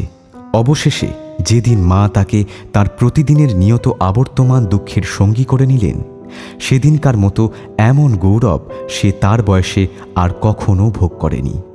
কালীপদর নিজের জীবনে সবচেয়ে যে বড় বাণী, যে মহত্তম আশীর্বাদ পেয়েছে এই নোটখানার মধ্যে, তাই পূর্ণ হয়েছিল। সেই তার মায়ের অতল স্পর্শ, স্নেহ সমুদ্র মন্থন করা অমূল্য দুঃখের উপহারটুকু চুরি যাওয়াকে সে একটা পৈশাচিক অভিশাপের মতো মনে করল।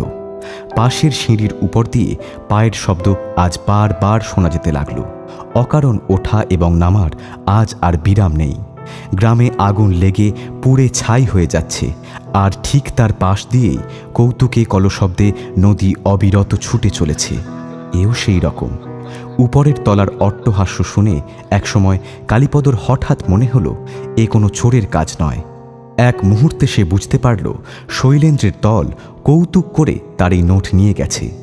চোরে চুরি করলেও তার মনে এত বাজত না। তার মনে হতে লাগল যেন ধনমদ গর্বিত যুবকেরা তার মায়ের গায়ে হাত তুলেছে। এতদিন কালীপদ এই মেসে আছে, এই সিঁড়িটুকু বেয়ে একদিনও সে উপরের তলায় পদার্পণ করেনি। আজ তার গায়ে সেই ছেঁড়া গেঞ্জি, পায়ে জুতো নেই। মনের আবেগে এবং মাথা ধরার উত্তেজনায় তার মুখ লাল হয়ে উঠেছে। সবেগে সে উপরে উঠে পড়ল। আজ রবিবার, কলেজে যাবার উপসর্গ ছিল না। কাঠের ছাদওয়ালা বারান্দায় বন্ধুগণ কেউ বা চৌকিতে, কেউ বা বেতের মোড়ায় বসে হাস্যালাপ করছিল।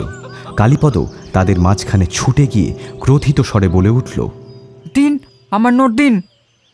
যদি সে মিনতির সুরে বলতো তবে ফল পেত, সন্দেহ নেই। কিন্তু উন্মত্তবৎ ক্রুদ্ধ মূর্তি দেখে শৈলেন অত্যন্ত খ্যাপা হয়ে উঠল। যদি তার বাড়ির দারোয়ান থাকত তবে তাকে দিয়ে এই অসভ্যকে কান ধরে দূর করে দিত, এতে কোনো সন্দেহ নেই। সকলেই দাঁড়িয়ে উঠে একত্রে গর্জন করে উঠল, কি বলেন মশাই? কিসের নোট? আমার বাক্স থেকে আপনারা নোট নিয়ে এসেছেন। এত বড় কথা? আমাদের চোর বলতে চান? কালীপদর হাতে যদি কিছু থাকত তবে সেই মুহূর্তেই সে খুনোখুনি করে ফেলত। তার রকম দেখে 4-5 জন মিলে তার হাত চেপে ধরল। সে জালবদ্ধ বাঘের মতো গুমরাতে লাগল। এই অন্যায়ের প্রতিকার করবার কোনো শক্তি তার নেই, কোনো প্রমাণ নেই। সকলেই তার সন্দেহকে উন্মত্ততা বলে উড়িয়ে দেবে। যারা তাকে মৃত্যু বাণ মেরেছে তারা তার ঔদ্ধত্যকে অসহ্য বলে বিষম আস্ফালন করতে লাগল। সেই রাত্রি কালীপদর যে কেমন করে কাটল তা কেউ জানতে পারল না। শৈলেন একখানা 100 টাকার নোট বের করে বলল, যাও যাও তো, বাঙালিটাকে এটা দিয়ে এসোকে যাও। সহচররা বলল, পাগল হয়েছ? তেজটুকু তো আগে মরুক। আমাদের সকলের কাছে একটা রিটার্ন অ্যাপোলজি দিক আগে, তারপর বিবেচনা করে দেখা যাবে। যথাসময়ে সকলে শুতে গেল এবং ঘুমিয়ে পড়তেও কারও বিলম্ব হল না। সকালে কালীপদর কথা সকলেই প্রায় ভুলে গেছে। সকালে কেউ কেউ সিঁড়ি দিয়ে নিচে নামবার সময় তার ঘর থেকে কথা শুনতে পেল। ভাবল হয়তো উকিল ডেকে পরামর্শ করছে। দরজা ভিতর থেকে খিল লাগানো। বাইরে কান পেতে যা শুনল তার মধ্যে আইনের কোনো সংস্রব নেই, সমস্ত অসম্বন্ধ প্রলাপ। উপরে গিয়ে শৈলেনকে খবর দিল। শৈলেন নেমে এসে দরজার বাইরে এসে দাঁড়ালো। কালীপদ কি যে বকছে ভালো বোঝা যাচ্ছে না, কেবল ক্ষণে ক্ষণে বাবা বাবা বলে চিৎকার করে উঠছে। ভয় হলো হয়তো সে নোটের শোকে পাগল হয়ে গেছে। বাইরে থেকে 2-3 বার ডাকল, কালীপদবাবু, কালীপদবাবু। কেউ কোনো সাড়া দিল না, কেবল সেই বিড় বিড় বকুনি চলতে লাগলো। শৈলেন আবার উচ্চ স্বরে বলল, কালীপদবাবু দরজা খুলুন, আপনার সেই নোট পাওয়া গেছে। দরজা খুলল না, কেবল বকুনির গুঞ্জন ধ্বনি শোনা গেল। ব্যাপারটা যে এত দূর গড়াবে তা শৈলেন কল্পনাও করেনি। সে মুখে তার অনুচরদের কাছে অনুতাপ বাক্য প্রকাশ করল না, কিন্তু তার মনের মধ্যে বিঁধতে লাগল। সে বলল, বলছি দরজাটা না ভেঙে ফেলা যাক। কেউ কেউ পরামর্শ দিল, পুলিশ ডেকে আনো। কি জানি পাগল হয়ে যদি হঠাৎ কিছু করে বসে। কাল যেরাম কাণ্ড দেখেছি, সাহস হয় না। না না, তাড়াতাড়ি একজন গিয়ে অনাদি ডাক্তারকে ডেকে আনোগে, যাও। অনাদি ডাক্তার বাড়ির কাছেই থাকেন। তিনি এসে দরজায় কান দিয়ে বললেন, এ তো বিকার বলেই বোধ হয়। দরজা ভেঙে ভিতরে গিয়ে দেখা গেল তক্তপোষের উপর এলোমেলো বিছানা খানিকটা ভ্রষ্ট হয়ে মাটিতে লুটাচ্ছে। কালীপদ মেঝের উপর পড়ে, তার চেতনা নেই।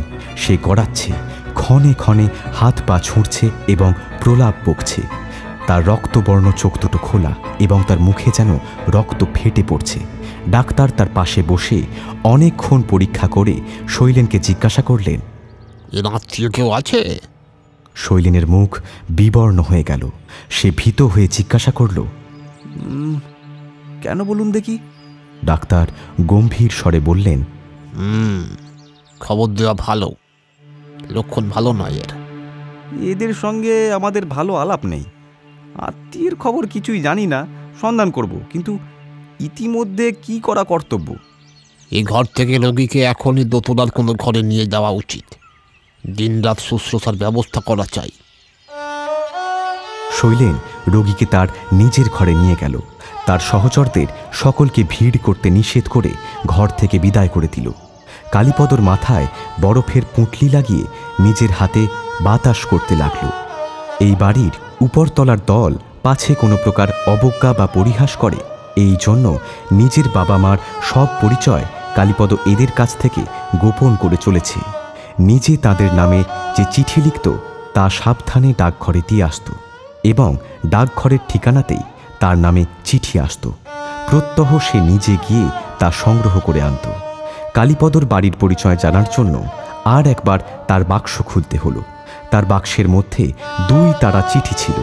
প্রত্যেক তাড়াটি অতি যত্নে ফিতা দিয়ে বাঁধা। একটি তাড়াতে তার মায়ের চিঠি আর একটিতে তার বাবার। মায়ের চিঠির সংখ্যা অল্পই, বাবার চিঠি বেশি। চিঠিগুলো হাতে করে এনে শৈলেন দরজা বন্ধ করে দিল এবং রোগীর বিছানার পাশে বসে পড়তে আরম্ভ করল। চিঠিতে ঠিকানা পড়েই একেবারে চমকে উঠল। সানিয়ারি, চৌধুরী বাড়ি, 6 আনি। নিচে নাম দেখল ভবানীচরণ দেব শর্মা, ভবানীচরণ চৌধুরী।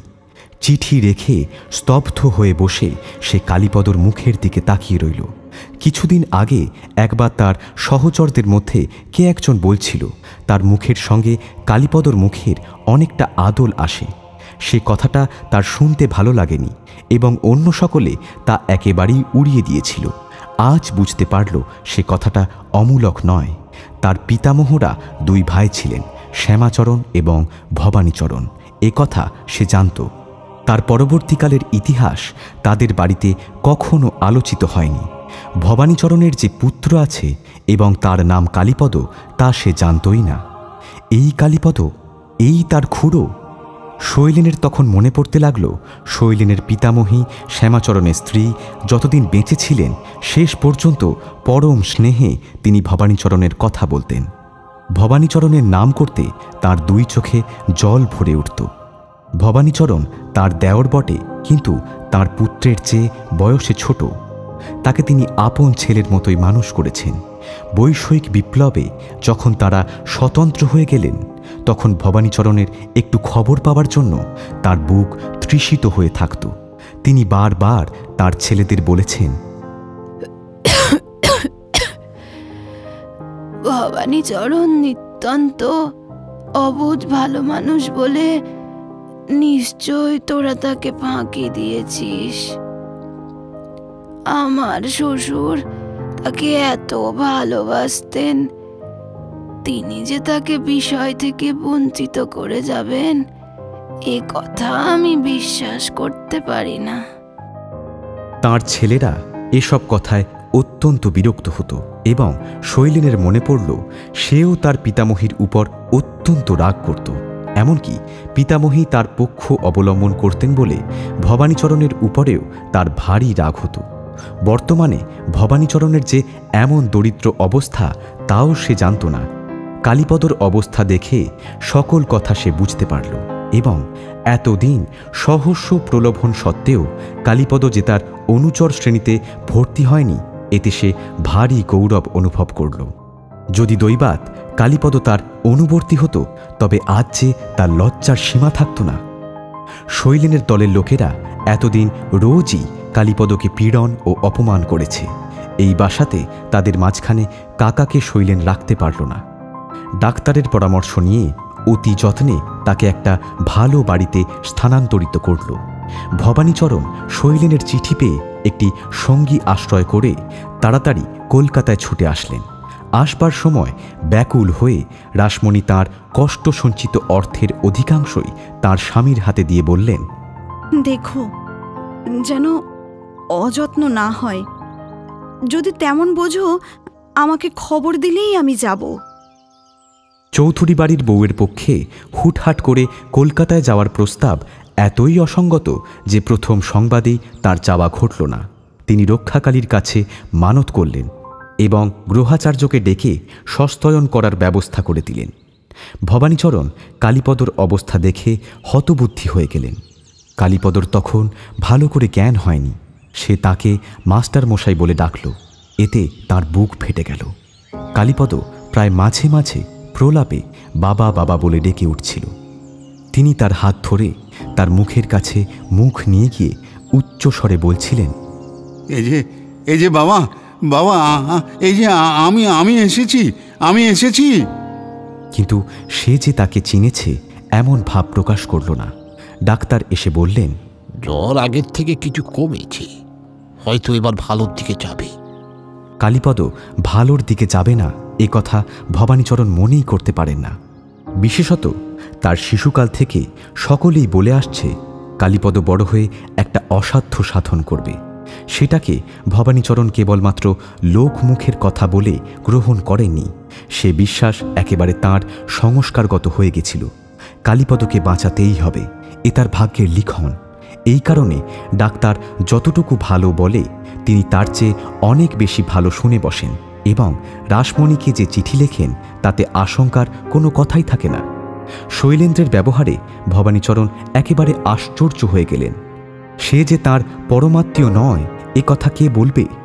বিশেষত কলকাতার সুশিক্ষিত সুসভ্য ছেলে হয়েও সে তাকে যেরকম ভক্তি শ্রদ্ধা করে এমন তো দেখা যায় না। তিনি ভাবলেন কলকাতার ছেলেদের বুঝি এই প্রকারই স্বভাব। মনে মনে ভাবলেন, সে তো হবারই কথা। আমাদের পাড়াগাঁয়ে ছেলেদের শিক্ষাই বা কি আর সহবতই বা কি। জ্বর কিছু কিছু কমতে লাগল এবং কালীপদ ক্রমেই চৈতন্য লাভ করল। বাবাকে বিছানার পাশে দেখে সে চমকে উঠল। ভাবল তার কলকাতার অবস্থার কথা এইবার তার বাবার কাছে ধরা পড়বে। তার যে ভাবনা এই যে তার গ্রাম্য পিতা শহরের ছেলেদের পরিহাসের পাত্র হয়ে উঠবেন। চারিদিকে তাকিয়ে দেখে সে ভেবেই পেল না এটা কোন ঘর। তখন তার বেশি কিছু চিন্তা করবার শক্তি ছিল না। তার মনে হলো অসুখের খবর পেয়ে তার বাবা এসে একটা ভালো বাসায় এনে রেখেছেন। কি করে আনলেন, তার খরচ কোথা থেকে জোগাচ্ছেন, এত খরচ করতে থাকলে পরে কি রকম সংকট উপস্থিত হবে সেসব কথা ভাববার তার সময় নেই। এখন তাকে বেঁচে উঠতে হবে। সেজন্য সমস্ত পৃথিবীর ওপর তার যেন দাবি আছে। এক সময় যখন তার বাবা ঘরে ছিলেন না, এমন সময় শৈলেন একটি পাত্রে কিছু ফল নিয়ে এসে তার কাছে এসে উপস্থিত হল। কালীপদ অবাক হয়ে তার মুখের দিকে তাকিয়ে রইল। ভাবতে লাগলো এর মধ্যে কিছু পরিহাস আছে নাকি। প্রথম কথা তার মনে হলো এই যে বাবাকে তো তার হাত থেকে রক্ষা করতে হবে। শৈলেন ফলের পাত্র টেবিলের উপর রেখে পায়ে ধরে কালীপদকে প্রণাম করল এবং বলল, আমি গুরুতর অপরাধ করেছি, আমাকে মাফ করুন।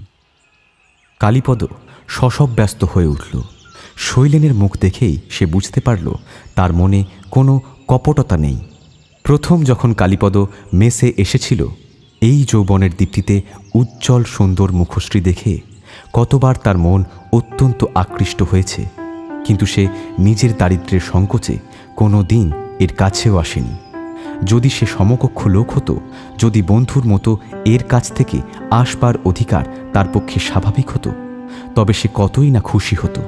কিন্তু পরস্পর অত্যন্ত কাছে থাকলেও মাঝখানে অপার ব্যবধান লঙ্ঘন করবার উপায় ছিল না। সিঁড়ি দিয়ে যখন শৈলেন উঠত বা নামত, তখন তার শৌখিন চাদরের সুগন্ধ কালীপদর অন্ধকার ঘরের মধ্যে প্রবেশ করত।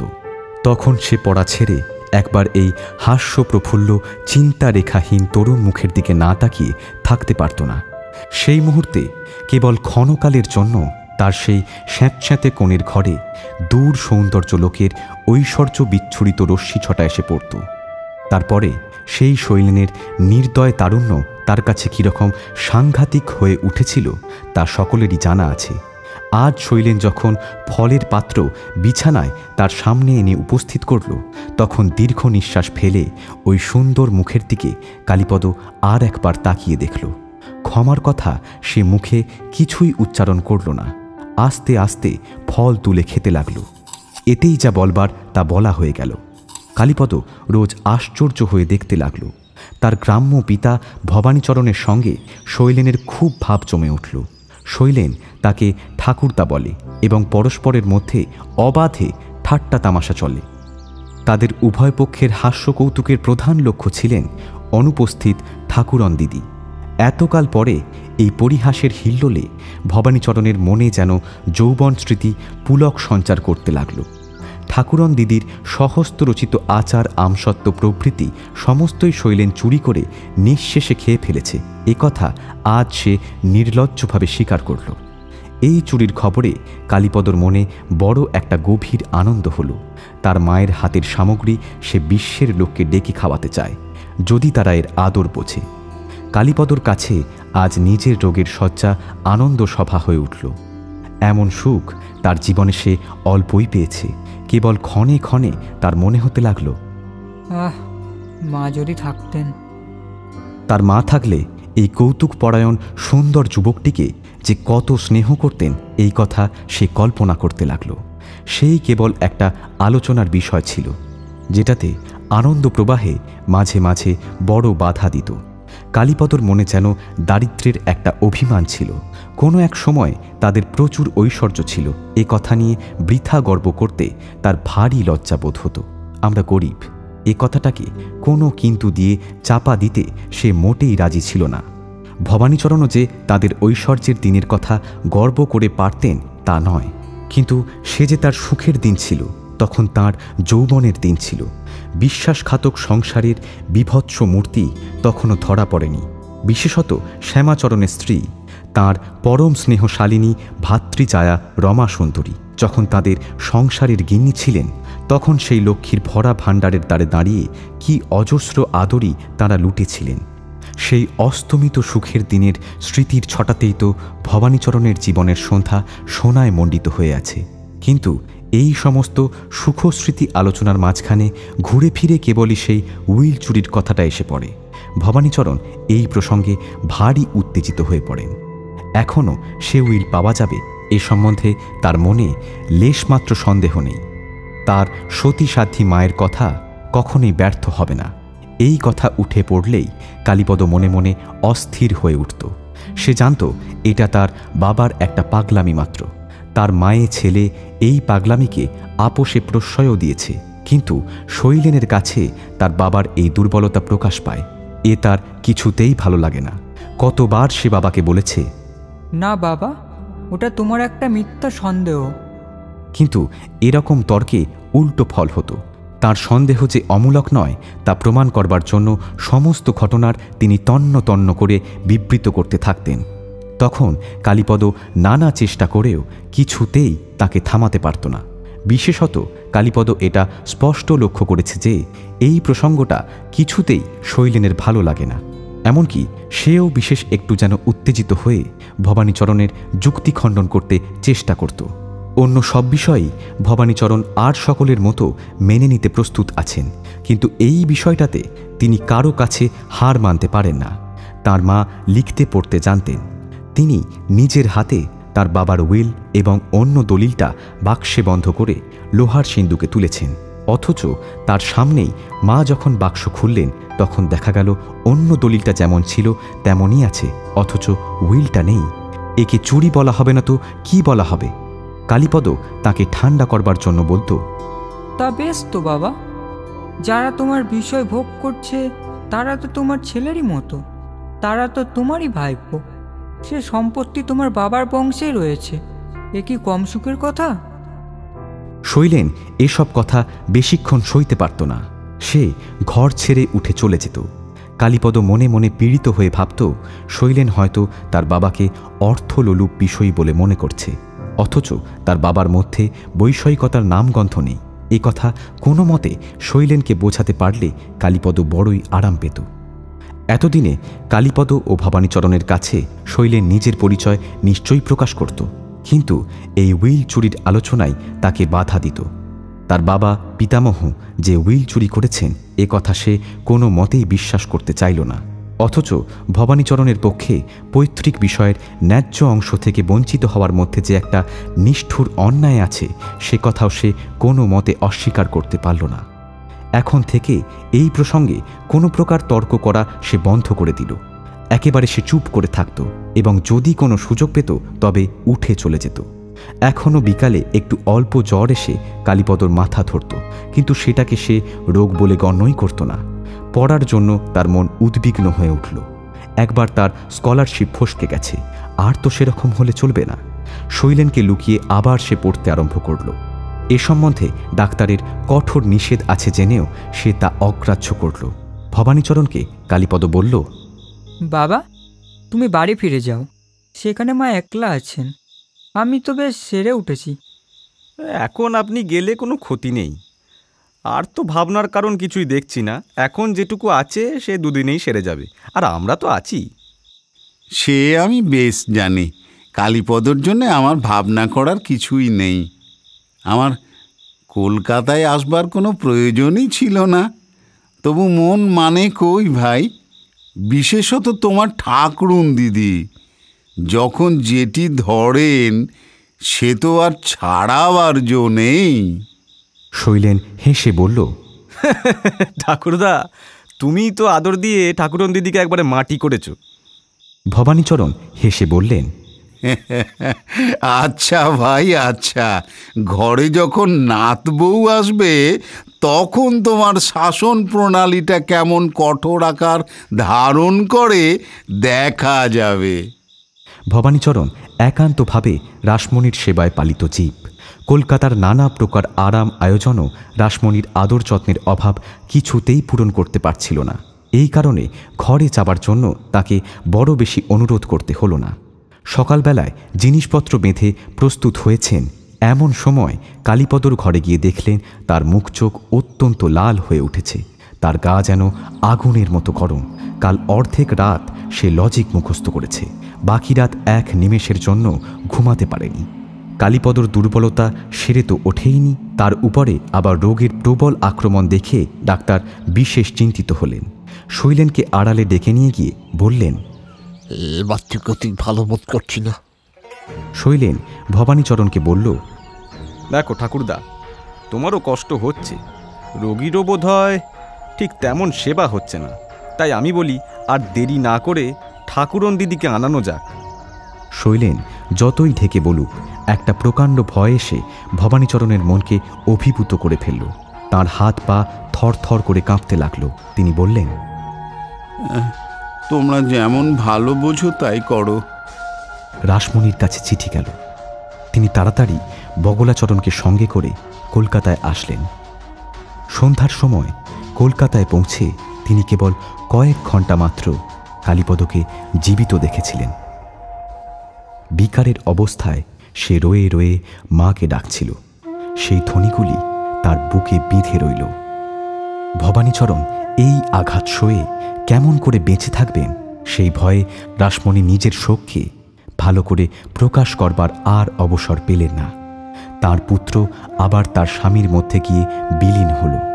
স্বামীর মধ্যে আবার দুজনেরই ভার তার ব্যথিত হৃদয়ের উপর তিনি তুলে নিলেন।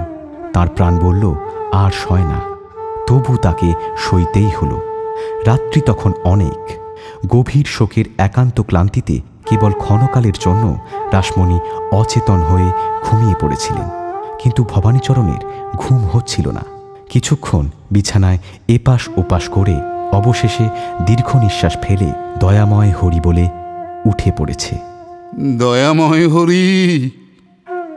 কালীপদ যখন গ্রামের বিদ্যালয়ে পড়ত, যখন সে কলকাতায় যায়নি, তখন সে যে একটি কোণের ঘরে বসে পড়াশোনা করত, ভবানীচরণ কম্পিত হাতে একটি প্রদীপ ধরে সেই শূন্য ঘরে প্রবেশ করলেন।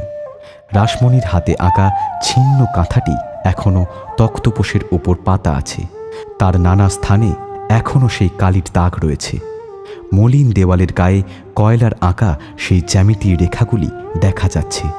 তক্তপোষের এক কোণে কতগুলি হাতে বাঁধা ময়লা কাগজের খাতার সঙ্গে তৃতীয় খণ্ড রয়্যাল রিডারের ছিন্নাবশেষ আজও পড়ে আছে। আর হায় হায়, তার ছেলে বয়সের ছোট পায়ের এক পাটি চটি যে ঘরের কোণে পড়েছিল, তা এতদিন কেউ দেখেও দেখেনি। আজ তা সকলের চোখে বড় হয়ে দেখা দিল। জগতে এমন কোনো মহৎ সামগ্রী নেই যা আজ এই দুটো ছোট জুতোটিকে আড়াল করে রাখতে পারে। কুলঙ্গিতে প্রদীপটি রেখে ভবানীচরণ সেই তক্তপোষের উপর এসে বসলেন। তার শুষ্ক চোখে জল আসলো না, কিন্তু তার বুকের মধ্যে কেমন করতে লাগল। যথেষ্ট পরিমাণে নিঃশ্বাস নিতে তার পাঁজর যেন ফেটে যেতে চাইল। ঘরের পূর্ব দিকের দরজা খুলে দিয়ে গড়াত ধরে তিনি বাইরের দিকে তাকালেন। অন্ধকার রাত্রি, টিপটিপ করে বৃষ্টি পড়ছে। সামনে প্রাচীর বেষ্টিত ঘন জঙ্গল। তার মধ্যে ঠিক পড়বার ঘরের সামনে একটুখানি জমিতে কালীপদ বাগান করে তোলবার চেষ্টা করেছিল। এখনও তার নিজের হাতে রোপণ করা ঝুমকলতা কঞ্চির বেড়ার উপর প্রচুর পল্লব বিস্তার করে সজীব আছে, তা ফুলে ফুলে ভরে গেছে। আজ সেই বালকের যত্ন লালিত বাগানের দিকে তাকিয়ে তার প্রাণ যেন কণ্ঠের কাছে উঠে আসলো। আর কিছু আশা করবার নেই। গ্রীষ্মের সময়, পুজোর সময় কলেজের ছুটি হয়, কিন্তু যার জন্য তার দরিদ্র ঘর শূন্য হয়ে আছে, সে আর কোনো দিন কোনো ছুটিতেই ঘরে ফিরে আসবে না। ওরে ওরে বাপ আমার, বলে ভবানীচরণ সেইখানেই মাটিতে বসে পড়লেন। কালীপদ তার বাপের দারিদ্র্য ঘুচাবে বলেই কলকাতায় গেছিল, কিন্তু জগৎ সংসারে সে এই বৃদ্ধকে একান্ত নিঃসম্বল করেই চলে গেল। বাইরে বৃষ্টি আরও জোরে আসলো। এমন সময় অন্ধকারে ঘাস পাতার মধ্যে পায়ের শব্দ শোনা গেল। ভবানীচরণের বুকের মধ্যে ধড়াস করে উঠল। যা কোনো মতেই আশা করবার নয়, তাও যেন তিনি আশা করে বসলেন। তার মনে হলো কালীপদ যেন বাগান দেখতে এসেছে, কিন্তু বৃষ্টি যে মুষলধারায় পড়ছে, ও যে ভিজবে। এই অসম্ভব উদ্বেগে যখন তার মনের ভিতরটা চঞ্চল হয়ে উঠেছে, এমন সময় কে যেন গড়াদের বাইরে তার ঘরের সামনে এসে মুহূর্তকালের জন্য দাঁড়ালো। চাদর দিয়ে সে মাথা মুড়ি দিয়েছে, তার মুখ চিনবার জো নেই, কিন্তু সে যেন মাথায় কালীপদর মতোই হবে। এসেছিস এসেছিস বাপ, বলে ভবানীচরণ তাড়াতাড়ি উঠে বাইরের দরজা খুলতে গেলেন। দরজা খুলে বাগানে এসে সেই ঘরের সামনে উপস্থিত হলেন। সেখানে কেউই নেই। সেই বৃষ্টিতে বাগানময় ঘুরে বেড়ালেন, কাউকে দেখতে পেলেন না। সেই নিশীথ রাত্রে অন্ধকারের মধ্যে দাঁড়িয়ে ভাঙা গলায় একবার কালীপদ বলে চিৎকার করে ডাকলেন, কালীপদ। কারও সাড়া পেলেন না।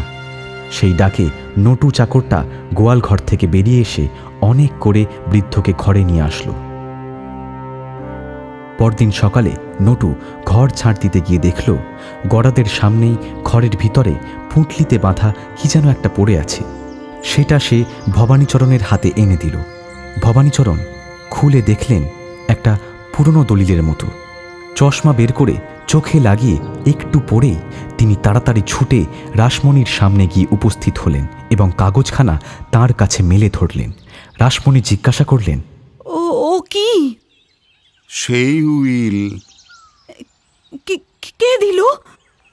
কাল রাতে সে এসেছিল, সে দিয়ে গেছে। এ আর কি হবে? আর আমার কোনো দরকার নেই, বলে সেই দলিল ছিন্ন ছিন্ন করে ফেললেন। এই সংবাদটা পাড়ায় যখন রটে গেল, তখন বগলাচরণ মাথা নেড়ে সগর্বে বলল, আমি বলিনি যে কালীপদকে দিয়েই সেই উইল উদ্ধার হবে? কিন্তু দাদা ঠাকুর, কাল যখন রাত 10টার গাড়ি স্টেশনে পৌঁছলো তখন একটি সুন্দর দেখতে বাবু আমাদের দোকানে এসে চৌধুরীদের বাড়ির পথ জিজ্ঞাসা করলো। আমি তাকে পথ দেখিয়ে দিলাম। তার হাতে যেন কি একটা দেখেছিলাম। আরে দূর বলে এই কথাটাকে বগলাচরণ একেবারেই উড়িয়ে দিল।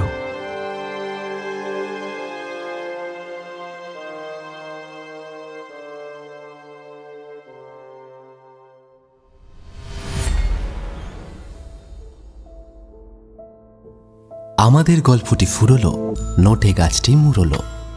আজ তাহলে আসি, আবার ফিরে আসবো পরবর্তী বুধবার নতুন এক গল্প নিয়ে, ঠিক রাত 9:30টায় টক থিয়েটারের অফিসিয়াল ইউটিউব চ্যানেলে, powered by one feather entertainment. শুনতে থাকুন টক থিয়েটার।